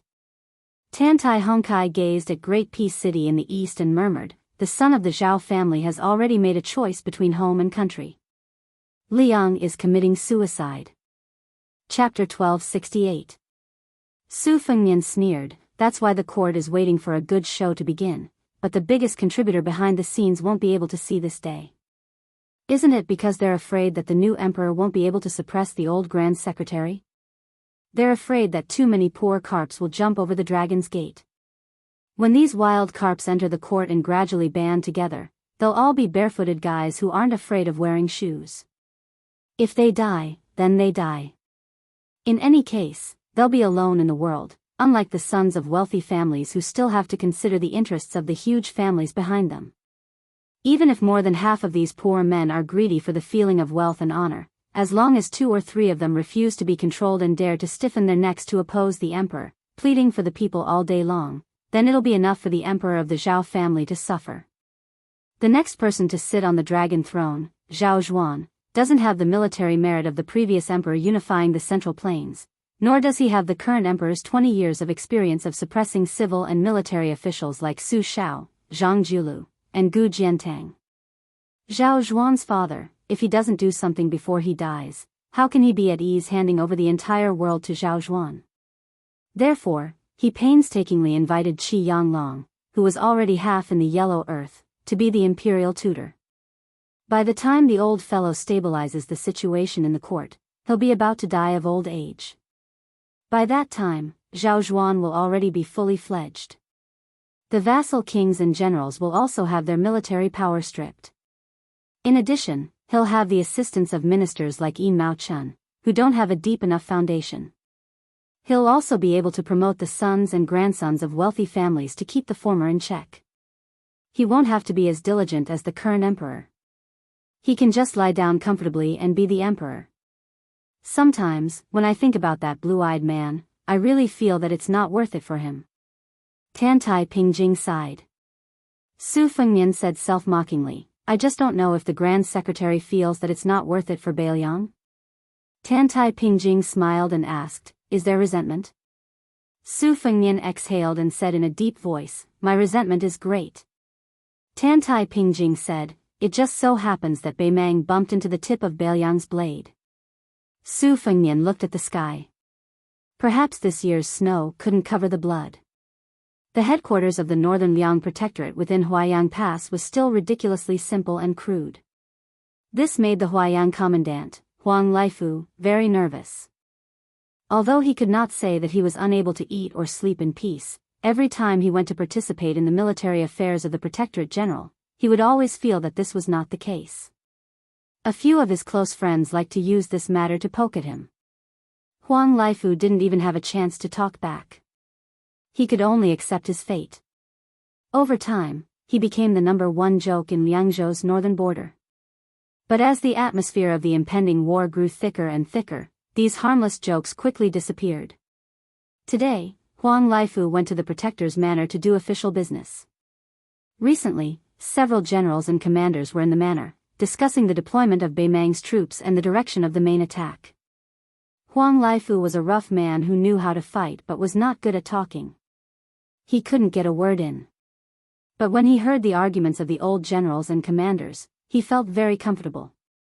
He felt that as long as they were in charge of the border, not to mention the fact that the Beiliang frontier army was strong and unharmed. Even if Huta's city was accidentally lost, Huang Laifu would take it back without a second thought. When Huang Laifu walked into the lobby of the Protector's manor, which was hung with maps of various sizes, he obviously felt something strange. In the center of the lobby, there was a huge table made of yellow pear wood. On both sides of the table, there were many new faces. Infantry Commander Yan Wenluan, an experienced general, should be visiting Huaiyang Pass for the first time. Cavalry Commander Yuan Zuozong was also here. Great Ancestor Gu, Zhou Kong, He Zhonghu, and Qin Yinshui, the 4 new and old deputy commanders were here for the first time. Qi Danghua, one of the general's adopted sons, was also standing on one side. Yuzhou Provincial Governor Hu Kuei and Yuzhou General Huang Fuqiu stood side by side. Liangzhou Provincial Governor Wang Peifong, who had just been promoted from Yuzhou Provincial Governor to a higher position, was trembling with fear. This Beiliang Provincial Governor, who could be said to have made a name for himself, was standing alone in the most remote corner.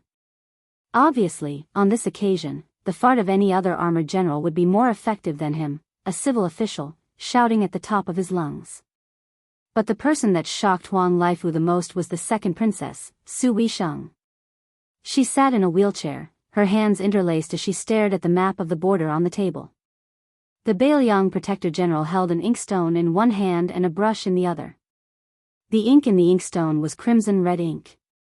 Chu Lushan stood by Su Weisheng's side, bending over to draw red lines on the map while constantly speaking softly.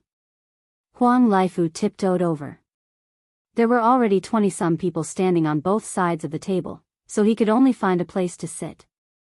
He just happened to hear Chu Lushan say in a low voice, earlier, we sent a ballista archer into the heart of Gusai province and discovered that Lu Gui's army had already set out. Now, we can confirm that they're heading for Liuzhou. Other than Lu Gui's 30,000 elite soldiers, the 4 military towns to the south, including tile-building Gentleman's Pavilion, have also moved out in full force. The old noble clans of Longguan have also brought out 30,000 infantry, and there are also the 8,000 Chang cavalry from Gusai province that require our attention. Together, these 100,000 soldiers are all heading for the current capital of Liuzhou, Azure City. Chu Lushan used his brush to point at a certain area north of Azure City. The 30,000 infantry from the noble clans of Longguan will be used as the main force to attack the city. This much is obvious. Then, he lightly drew a line between Azure City and Linyao military town. If nothing unexpected happens, the 8,000 Chang cavalry will be waiting here to tie down the reinforcements on the western front of Liuzhou. If they can win, they fight. If they can't win, they run. The Chang cavalry doesn't have any other abilities, but their ability to run is top-notch. I've already experienced it for myself more than a decade ago. The generals in the room all smiled knowingly. During the first Northern Mang-Liang battle, everyone knew that Chu Lushan, who shone brilliantly in the smoke of battle, had two regrets. The first was that he wasn't able to kill Dong Zhuo, who was also a fatty, and the second was that he actually wasn't able to chase down that routed Chang cavalry.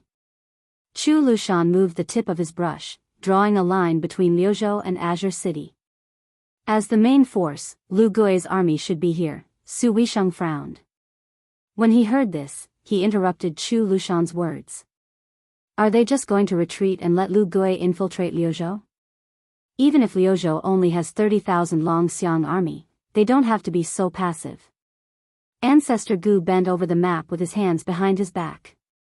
He slowly said, if we say that Liuzhou and Yuzhou borders can wait, then Liuzhou doesn't need to wait.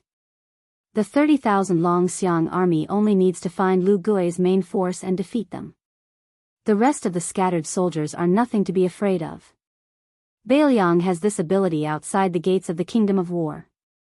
The deputy commander of the cavalry, He Zhong, suddenly said, don't look at how Lu Gui's side has the advantage in numbers. This amount of soldiers isn't enough to fill the gaps between their teeth. Even if Dong Zhuo has a backup plan, based on their current deployment, there won't even be enough time to collect the corpses of their warhorses. Chu Lushan extended 2 fingers and pinched the crimson tip of his brush. He turned a deaf ear to He Zhong's words. He only stared at his slightly ink-stained fingers and calmly said, the bait is too small to catch a big fish. Chu Lushan suddenly laughed. In the silent room, it was particularly eye-catching. This protector general stuck his thumb and index finger together and raised his hand. He smiled and said, our Beiliang cavalry is too strong. We have to give our opponents a little bit of hope. Chapter 1269. There are only 2 chapters today. There was a side room in the Huayang Pass Protectorate Manor. Rumor had it that there were a bunch of petty officials gathered there. They were all insignificant officials who were neither learned nor trained in martial arts. However, the Protector General would often enter this side room. Other than that, this side room was rarely visited. Contrary to what the outside world had imagined, the side room was not desolate. There were only a few old pedants gathered together inside. On the contrary, it was very lively. Many young faces had appeared, making the room seem particularly lively. There were maps hanging on the east and west walls of the room. There were maps of the borders of Beiliang and the 2 provinces of Beimang. The maps on the 2 walls were the same. The only difference was that they were old. The east wall was old, while the west wall was new. There were 2 people sitting at a table in the room. There was always a person standing at the table with a brush in his hand, in charge of recording some words. The tables were piled with Beimang records and secret files. Many of these things were probably not even available to the Southern Dynasty's Ministry of War and Ministry of Revenue. The reason why the east and west walls were divided into old and new ones was a suggestion made by a junior in the room. Since the enemy's commander-in-chief, Dong Zhuo, had been biding his time and did not show any signs of mobilizing troops, Beiliang might as well investigate the changes in the 2 provinces of Beimang that bordered Liangmang over the past few years. They circled the cities and towns that had increased their military strength in recent years, as well as the new courier routes that had been opened at great expense. They also focused on finding out the training grounds at the Beimang border over the years. The young man who gave this suggestion was surnamed Yu. It was said that he was an idle scholar who had gone to Liangmang to seek refuge in the Yamen, where he could not get enough money. Only then did he enter the room through his connections. There were 6 or 7 other miscellaneous officials who entered the room at the same time as Yu. Some of them were sons of generals who had studied the military and were born with a scholarly air. There were also some who had similar backgrounds as Yu. They were all scholars from other provinces who were picked up by others. Their ambitions were higher than the sky, but their lives were thinner than paper. Most of the older seniors in the room were frustrated people who had not made a name for themselves in the officialdom. They had one thing in common: their necks were hard and their knees were even harder. They did not know how to bow and bend their knees. Usually, they liked to drown their sorrows in alcohol. Once they drank too much, they would naturally be unable to control their mouths and talk about the state affairs. Then, one day, they would suddenly be taken to the border by the Whispering Room spies. They did not even have the chance to say goodbye to their families before they disappeared into thin air. At first, they were scared witless, thinking that they were going to be beheaded by the temperamental Great Demon Chu.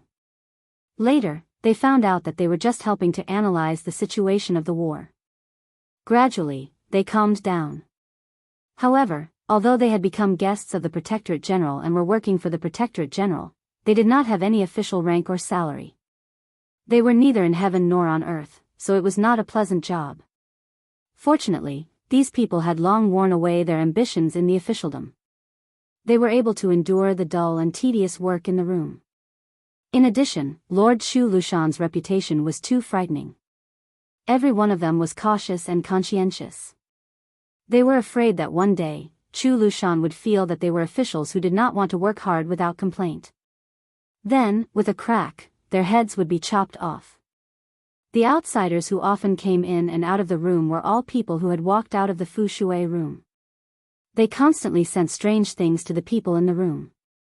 There were documents on the recent promotions of the Ministry of War, reports from the Ministry of Revenue on the amount of grain that had been lost in various places.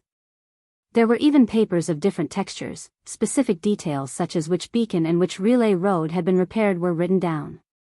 These Fu Shui room spies came and went hurriedly. When they entered the room, they did not say a word. They put down the secret records and silently left, their eyes never looking sideways. In the words of Sir Hong, who was temporarily in charge of the room, they were ruthless people who killed without blinking and slept without closing their eyes. The older ones, like Sir Hong, believed in doing more and speaking less. At most, they would occasionally sigh with emotion. As for the young man called Udiji, he was even more like a newborn calf that was not afraid of a tiger. He dared to speak freely in the room. The young scholar Li Yuan Zhaoying, whose father was the county magistrate of Lingzhou, had a great argument 2 days ago about whether the Beimang army should be attacking Liuzhou or not. The argument was so earth-shattering that even Sir Chu was alarmed.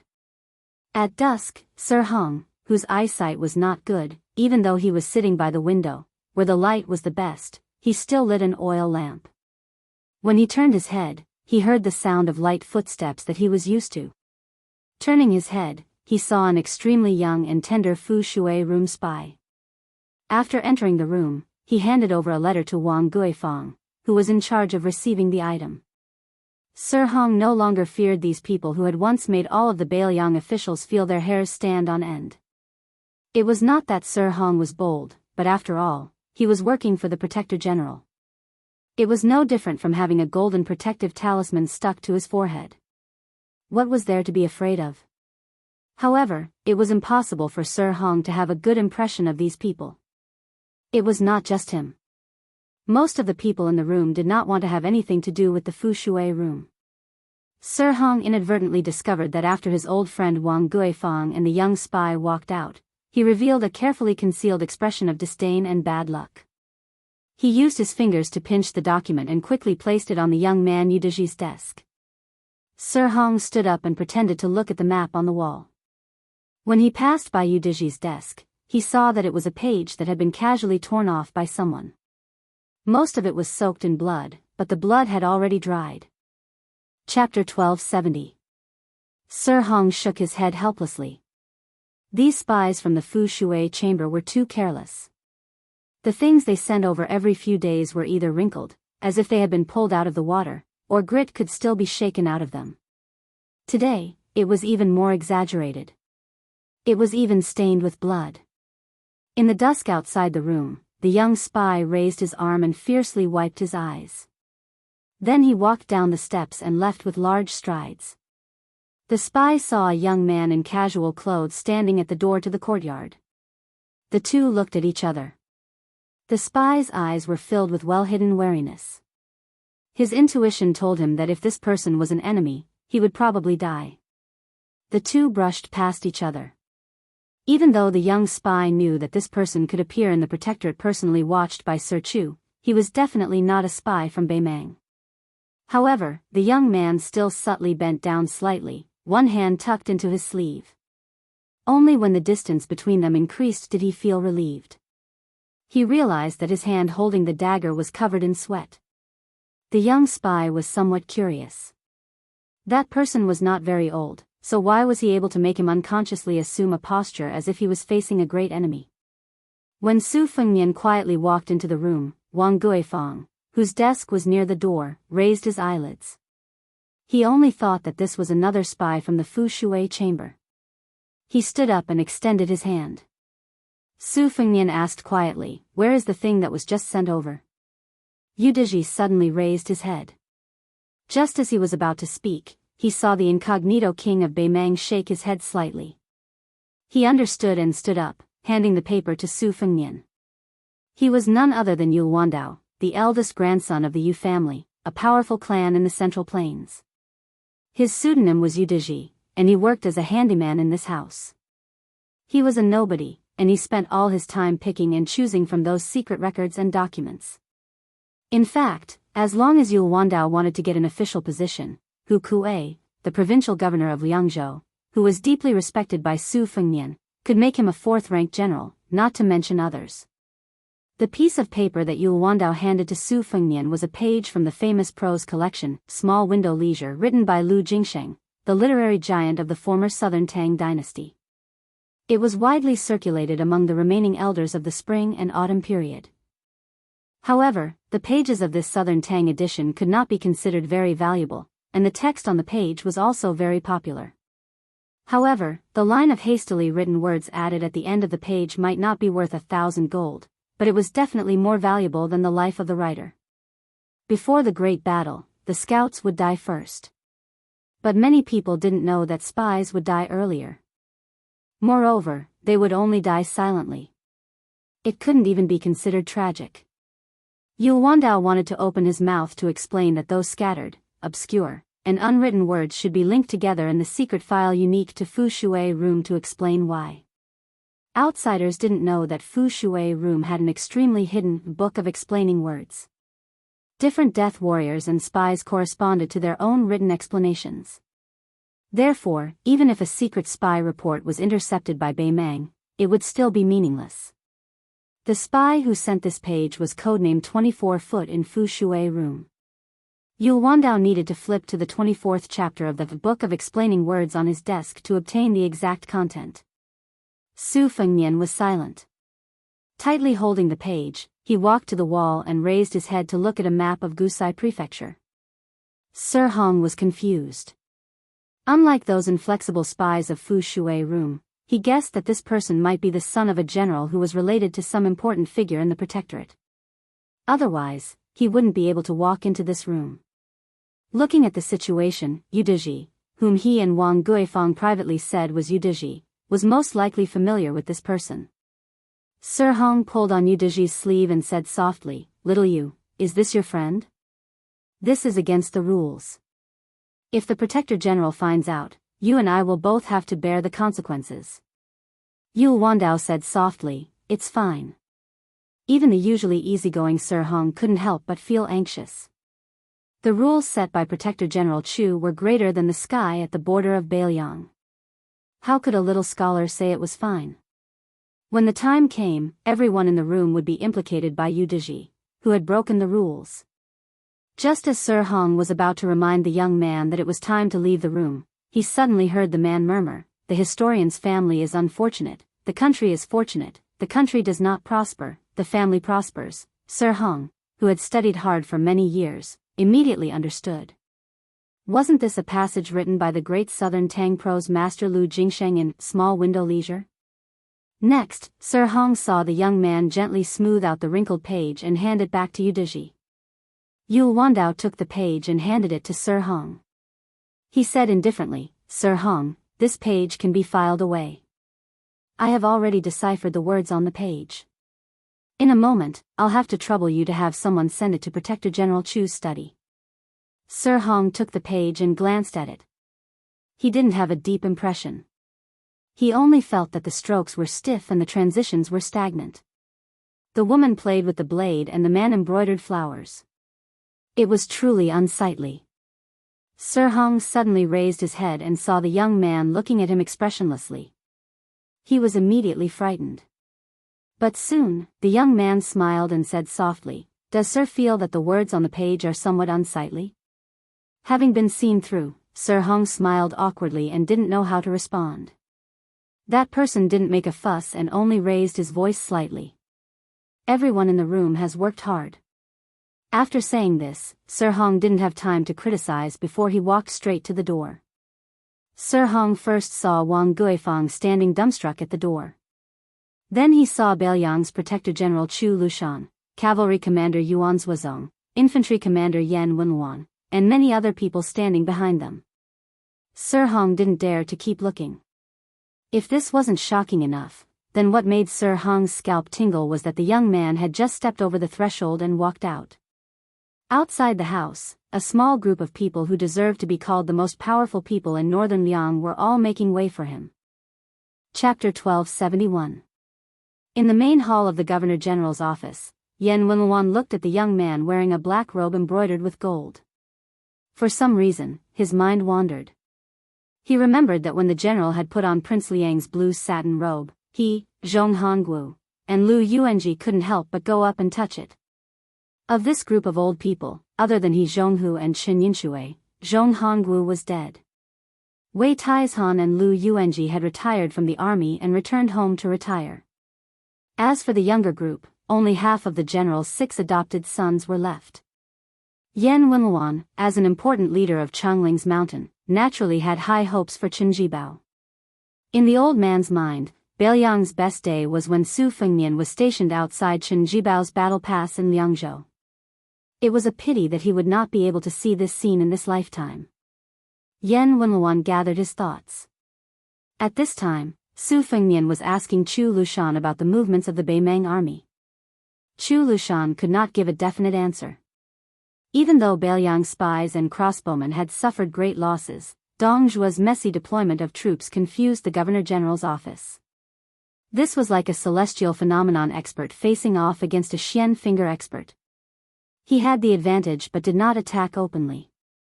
At the same time, he did not play any sinister sneak attacks. Instead, he threw a flurry of punches on his own territory.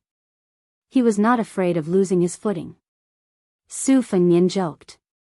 A large-scale shift of hundreds of thousands of troops is not child's play. This means that an astronomical amount of food and soldiers will be needed to support it. Fatty Dong is showing off his wealth to Beiliang? As one of the border commanders, great ancestor Gu's relationship with the new Prince Liang was purer than Yan Wenluan, Chen Yinshui, and He Zhonghu. After all, they had met outside Beiliang, and had been an honored guest invited by Su Fengnian. So great ancestor Gu had more leeway in his words. He smiled and agreed. In any case, it is not really the wealth of this great king of the South Courtyard. It will not hurt to squander it. Chu Lushan's fingers were crossed in front of his chest, his thick arms resting on the armrests. His eyes narrowed, his lips moving as though he was talking to himself. Su Fengnian looked at great ancestor Gu. Before he could say anything, the number 1 general of the old southern Tang straightened his back, straightened his clothes, and said telepathically, "Prince Liang wants to ask if we can fight outside the border?" Su Fengnian nodded. The fall of the old southern Tang was because they had given Gu Jiantang all the initiative on the battlefield. All the elite troops withdrew into the territory, which led to the destruction of the navy and the subsequent defeat. Otherwise, according to great ancestor Gu's strategy, Gu Jiantang would have to pay at least 200,000 more casualties to take down the southern Tang. More importantly, the southern Tang could use this opportunity to build up their morale and not be afraid to fight to the death. Beiliang claimed to have 300,000 cavalrymen. Of course, not all of the 300,000 border soldiers were cavalrymen. In fact, only half of them were cavalrymen. But even if they had 150,000 cavalrymen and a jaw-dropping supply of hundreds of thousands of war horses, this was definitely the reason why Beiliang dared to compete with Beimang. It could be said that if Bailiang did not have anything to worry about and if the imperial court had enough support, such an invincible cavalryman with impeccable equipment and combat power could take the initiative to attack the northwest border and look for opportunities.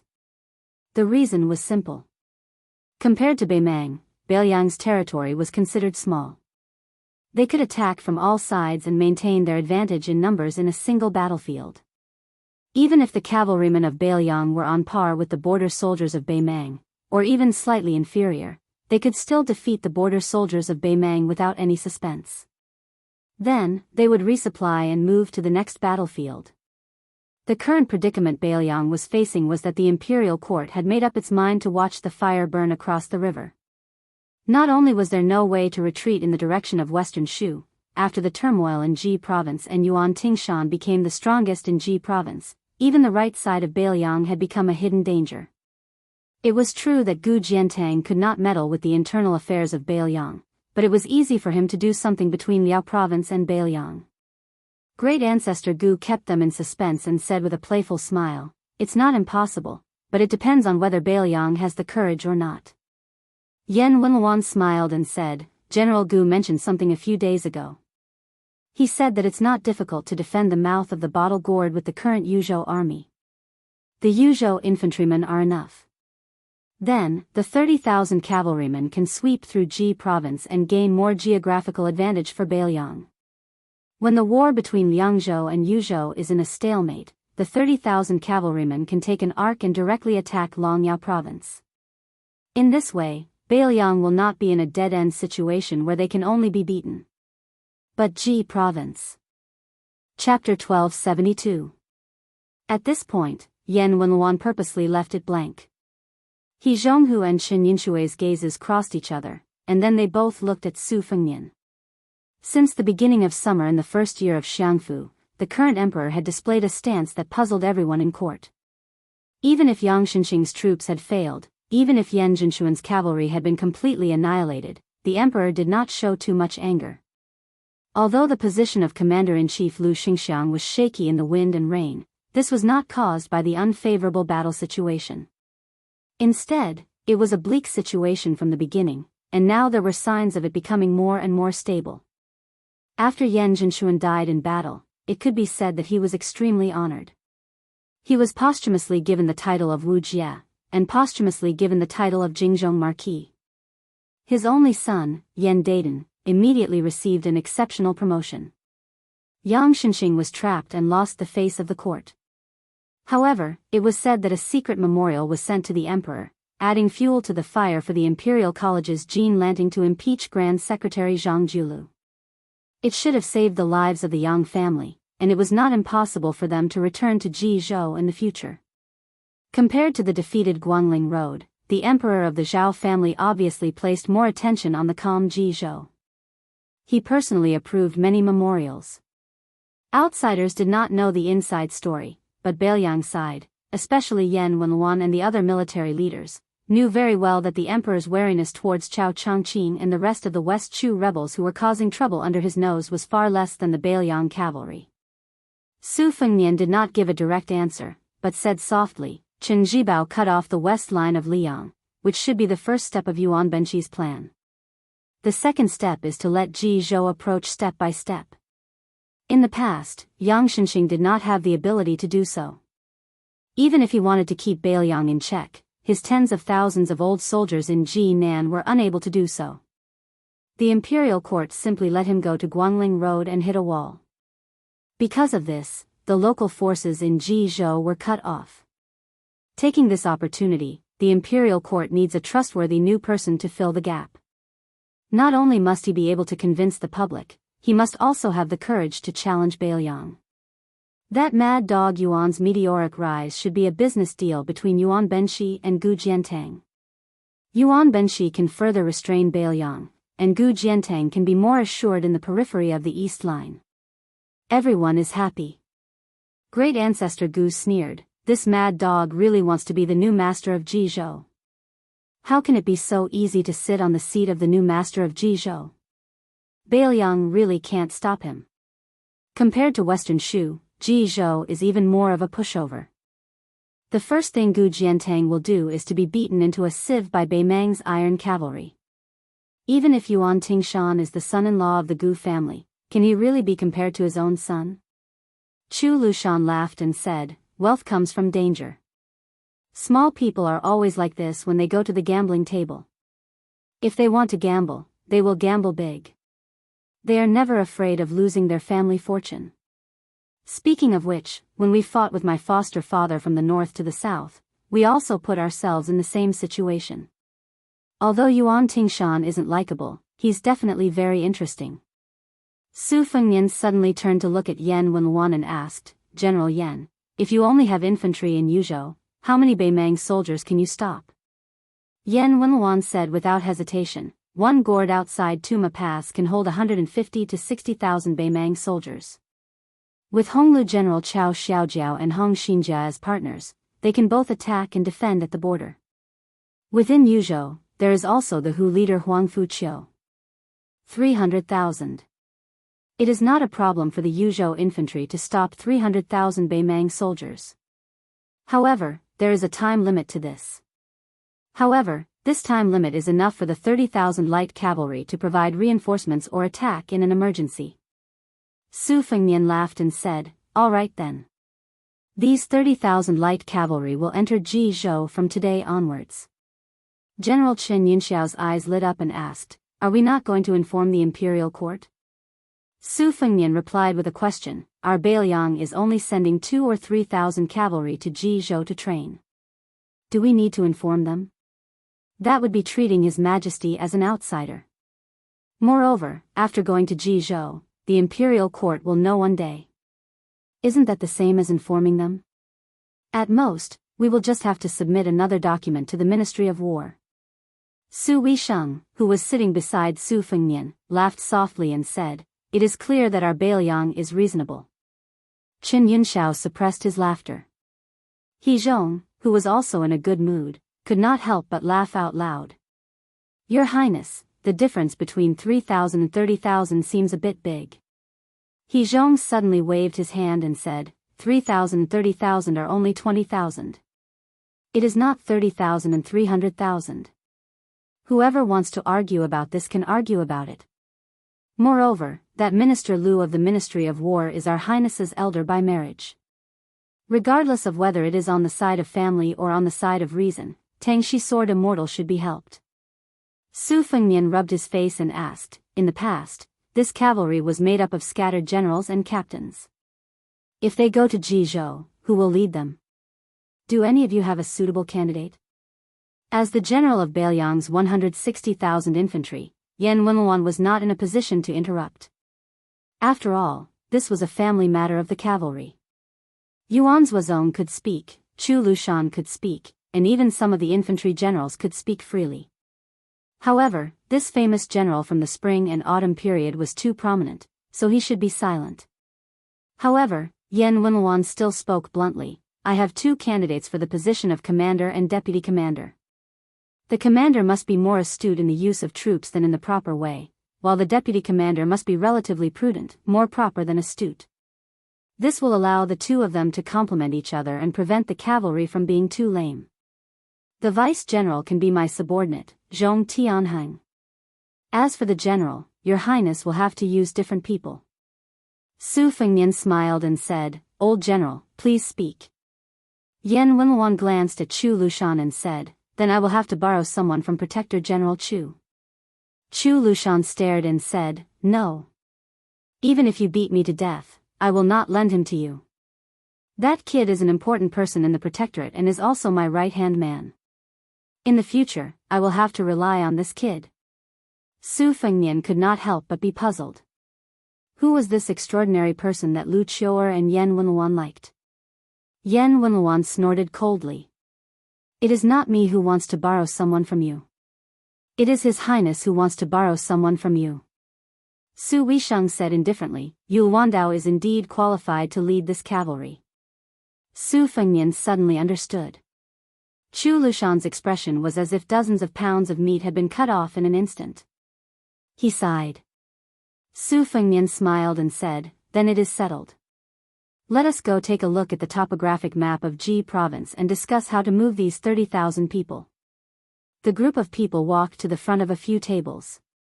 Someone had already brought over 2 maps. One was the geographical map of the entire Ji province, and the other was the topographic map of Ji Shi. In the northern Liang military, there were countless of such maps. When Su Fengnian sent someone to invite Yul Wandao over, he stood in front of the table and looked around. Suddenly, he said in a low voice, "From today onwards, we in Bailiang will do what we are supposed to do. If the imperial court in Ji province dare to interfere, then we will cut off their hands and feet. In the future, if there is a conflict with any forces outside Bailiang, there is no need to inform the Mount Qing Liang Wang estate. Do it first, and after it is done, the Wang estate will help clean up the mess." Yan Wenluan, Qin Yinshui, and the other old generals all let out a long sigh at the same time. He could finally vent the resentment that he had held in for nearly 20 years in an open and above-board manner. Chapter 1273. Although the weather was cold, there was no snow. If one did not personally go to the frontier fortress, it would be difficult to understand the feeling of stars hanging over the vast plains. Su Fengnian accompanied Su Weisheng out of the Huaiyang Pass and a few miles outside the Huaiyang Pass. He was accompanied only by Chu Lushan. The old general Yan Wenluan and the new Yul Wandao of the Dragon Gate had already rushed to Yuzhou to take charge of military affairs. The latter gave Su Fengnian a report before he left, specifically describing the analysis of the battle situation in Guangling Road, focusing on Ko Jianghuai's series of raids from one point to the other. Large-scale cavalry battles in the wilderness had always been a scene that could only be seen on the frontier battlefield. In the hinterland of the Central Plains, large and small cities were scattered like stars in the sky and blocked by rivers, making it extremely difficult for cavalry to perform. To be precise, it was extremely difficult for cavalry to fight a battle in one go. It was not difficult to fight one or several exciting battles, but to fight to the end, abandoning the infantry and using the cavalry to the greatest extent. It was a test of the ability of the commander. Chu Lushan used the faint starlight to read the report carefully along the way, admiring it so much that he could not put it down. When Su Fengnian and Su Weisheng stopped at a small broken ground, Chu Lushan carefully put away the priceless rice paper, looked at the sky, and sighed softly. Lu Xingxiang's proudest work in his life was that snowy night in Luzhou, helping Gu Jiantang take down the entire Dongyue without shedding a drop of blood. As for me, I was fortunate enough to not fail my mission when thousands of cavalry marched into Shu. In the past 10 years, these 2 battles have been deduced countless times by the old scholars who teach the art of war in Shangyin Academy and Imperial College. But in my opinion, this unruly Ko Jianghuai in West Chu's new imperial court is much better than me and that assistant minister Lu. No wonder Yul Wandao, a proud and arrogant son of a powerful family, is willing to praise another son of the same age. Su Weisheng reached out his hand to ask Chu Lushan for the stack of rice paper, put it on his knee, and casually pulled out a page, saying flatly, "Ko Jianghuai is recognized as a generalist in Shangyin Academy, but in the eyes of some scholars, he is somewhat miscellaneous and not a master. I have played a few games with him." Su Fengnian could not help but interrupt, "Second sister, can this kid beat you in a game of chess?" Su Weisheng raised his head and stared blankly at Su Fengnian. Su Fengnian smiled embarrassedly and quickly shut his mouth. Chu Lushan caught a glimpse of this scene. In today's world, there were very few people who could make the young king of Bailiang admit defeat, and he could not help but laugh. In the end, Su Fengnian was afraid of the strong and picked on the weak. He glared fiercely at the gloating Chu Lushan, and the Protector General could only resentfully withdraw his smile. It must be known that a person who could make him admit defeat was equally difficult to find in the 2 imperial courts. Su Weisheng continued, "Most of the people I have played against are national chess players. Among them, Ko Jianghuai is undoubtedly the weakest. However, this person's thoughts are the most unconstrained, and there is no set pattern to the game. He can play frighteningly strong moves, but he can also play stupid moves that do not make any sense, and he can also shamelessly play all the way to the end. These are not surprising. What is truly impressive about Ko Jianghuai is that he has the least desire to win. This kind of opponent is very difficult to deal with on the battlefield. Prince of Guangling, Zhao Yi, has clearly suffered enough. On the eastern front of West Chu, Ko Jianghuai, with inferior military strength, within 20 years, consecutively captured Huang Yen Pass, including Daijai's, and 6 other dangerous cities.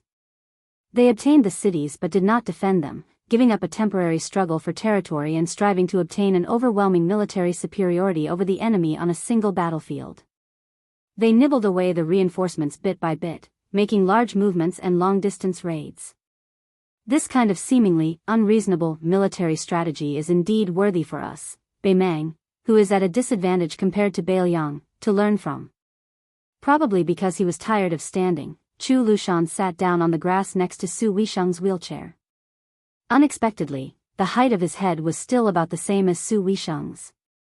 It could be seen that this head of Bailiang's officials, Lu Qiuer's body was very large.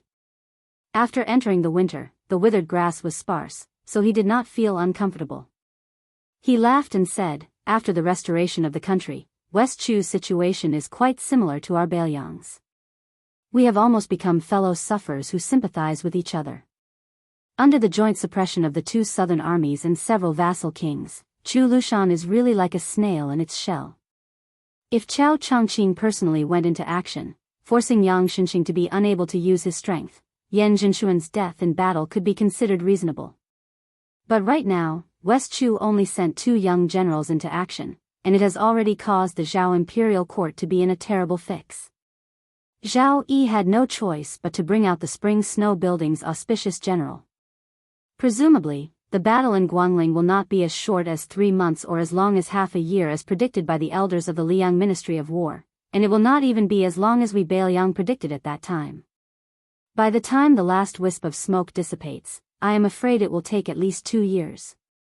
Su Fengnian laughed coldly and said, the Zhao family's son of heaven used the New Year's auspicious talisman. His original intention was to create a new atmosphere. A new atmosphere is indeed a new atmosphere, but it is not the least bit joyous. Suppressing Bailiang and indulging Guangling, these were all created by him. I don't know if he has any regrets.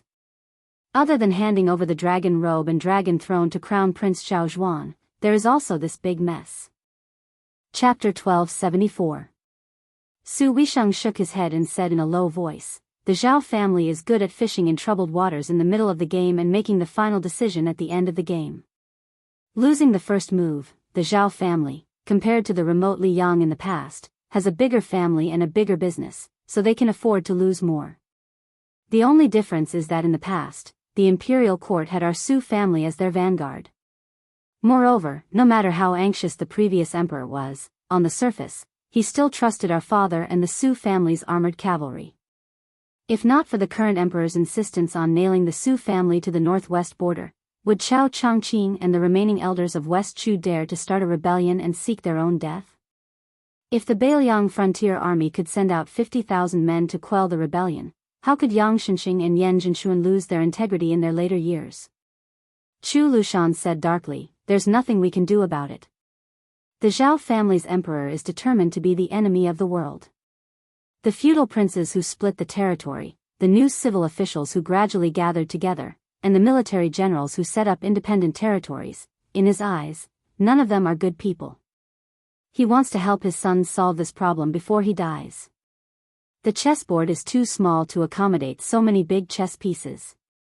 If he really did succeed, the Crown Prince Zhao Zhuan could really be a carefree emperor who doesn't attach importance to martial arts and focuses on civil affairs. Gu Jiantang has Chen Jibao holding him back.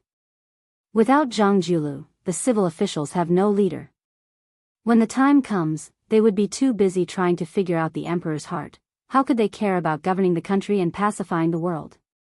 Besides, at that time, the world would be at peace, the military generals would have retired to their fields, so it would be even less of a chance for the civil officials to fish for merit. Other than currying favor with the emperor, the civil officials after Yonghui really have nothing to do. Don't say, that old man Yuan Benshi's calculations are very smooth. Su Fengnian waved his hand and said, there's no point in talking about this.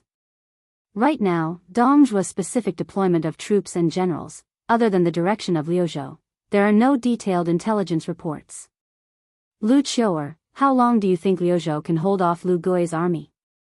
After that, how many Beimang border troops can be implicated and thrown into the pocket of Liuzhou?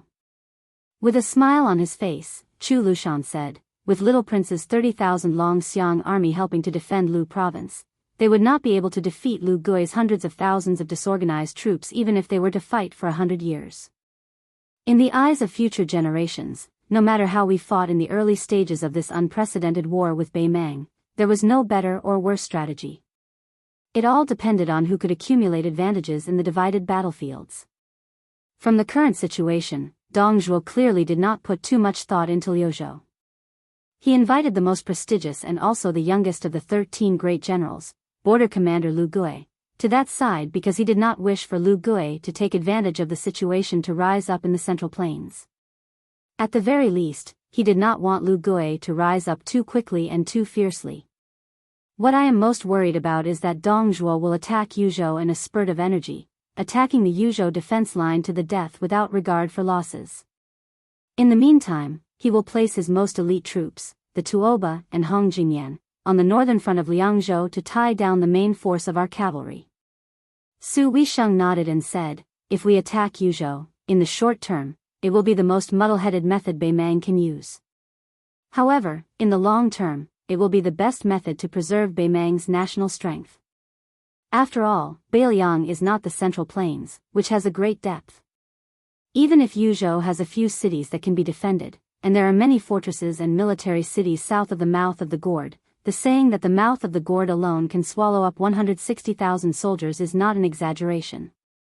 However, as long as Beimang has the courage to do so, they will only have to send out 100,000 soldiers to cripple Yuzhou. Next, they will have to rely on Liangzhou's main force to reinforce Yuzhou. Once this situation develops, whether or not Liuzhou is defended will no longer affect the overall situation. This is also the reason why Yan Wenluan insisted that Yu Wandao lead 30,000 light cavalry to Jizhou. He was determined to use Yuzhou to win more time and space for all of Beiliang. However, this is an action that has no choice. In the end, they will lose more than they lose. The Liang imperial court is happy to see this, but Beiliang cannot afford it. Su Weisheng folded his hands on the paper on his knees and looked into the distance. Bodyguard Chu insisted on having Liuzhou enter a stalemate, attracting the attention of both the North and South imperial courts of Beimang. He hoped that Beimang's border army would send troops to Liuzhou, but he was also worried that Dong Zhuo would focus on attacking Yuzhou. Over the past decade or so, Father has poured a lot of effort into Yuzhou and spent a lot of money on the soldiers.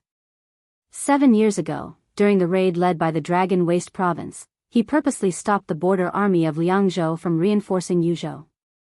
He watched as the 30,000 soldiers of Yuzhou lost their cities and fortresses one after another and sacrificed their lives for the northern barbarians. He wanted to make Beimang fear Yuzhou's border army, and hoped that one day, Yuzhou would not become their fatal weakness. Chu Lushan said in a low voice, "Merciful people don't command troops." Chu Lushan suddenly exhaled a mouthful of turbid air. That old woman has been purging Beimang's Jianghu forces for many years. Now, she can finally be put to use. On the border, those experts are keeping a close eye on the big and small passes. As long as they see someone quietly crossing the border, they will kill him on the spot regardless of his identity. Many of our men of sacrifice spies who have been lurking for many years can hardly pass on important military intelligence. This time, the chess and sword music school and the Princess Grave have all been mobilized to seal off the news from the border and cooperate with Dong Zhuo's border army. This move is really ruthless. Fu Shui Room has suffered heavy losses after being traced back to Beimang. Many provinces have been uprooted after many years of operations. Chu Lushan, who was squatting on the ground, rubbed his cheeks. That's not all. Not long ago, Beimang deliberately let a spy return. He had 16 heads of his colleagues from Fu Shui Room in his luggage. When the spy saw me, he cried and said that if it wasn't for the fact that he hoped Fu Shui Room could take back these heads, he would rather die than return to Beiliang. After the spy put down his luggage, he borrowed a cold knife and committed suicide that night. He didn't say his last words, he didn't write his will, he didn't leave anything behind. Chu Lushan said in a muffled voice, our new cold knife hasn't even started killing the northern barbarians, but it was used as a suicide by one of our own.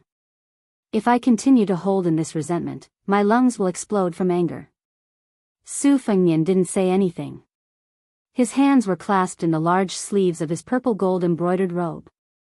After winter, the continuous battle in Guangling Road had come to an end. It was Bailiang's turn to be engulfed in smoke. There was no snow this winter. No one knew when it would snow. However, the cold knives at the waists of the 300,000 border soldiers could be unsheathed at any time. Chapter 1275. More than 8,000 valiant Chang cavalry went from the border of Gusai Prefecture to between Qingzhang and Linyao. Just as Chu Lushan had expected, the light-armored Chang cavalry were used by Lu Gui to cut off the connection between the two towns. The Chang people were once a thorn in the side of the overlords of the Central Plains. The Dafeng dynasty had been harassed by the Chang people for a full 200 years. Every Chang person rode sheep to shoot birds and rats when they were young, and when they were slightly older, they rode horses to shoot foxes and rabbits. They were basically born to be elite soldiers on horseback. The light cavalry of the various countries in the Central Plains had gradually stepped onto the stage. To a large extent, it was because the Chang cavalry had forced them to do so. The Chang cavalry was also one of the teachers of the Central Plains. Before and after Su Shao took over Bailiang, the Chang people had withered day by day.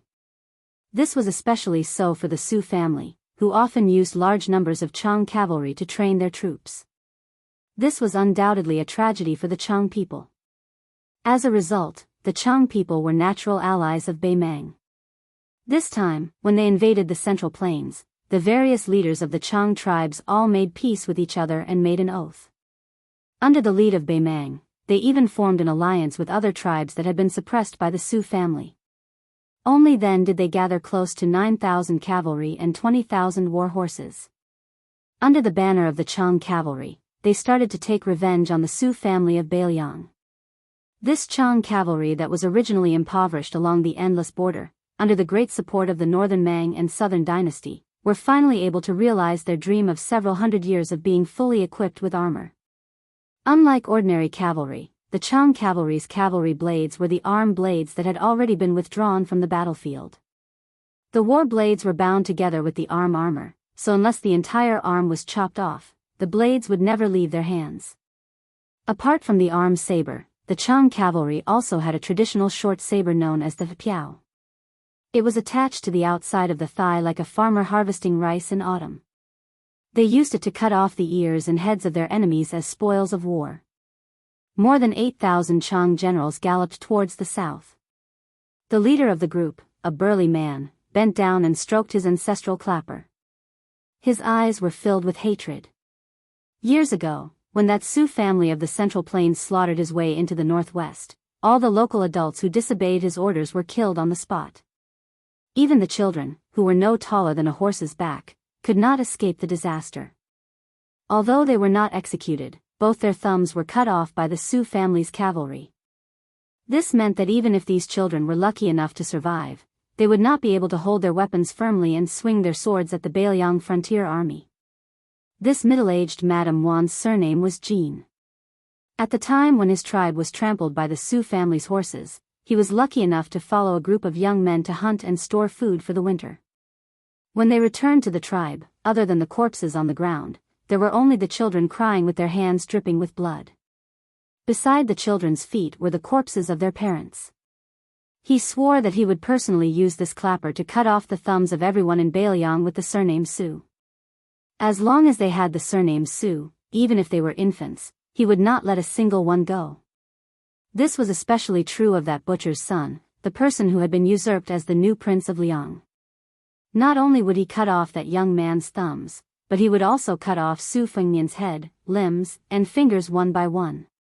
This Madame Wan slowly straightened his back and looked towards the vast expanse of land to the south with a vicious smile on his face.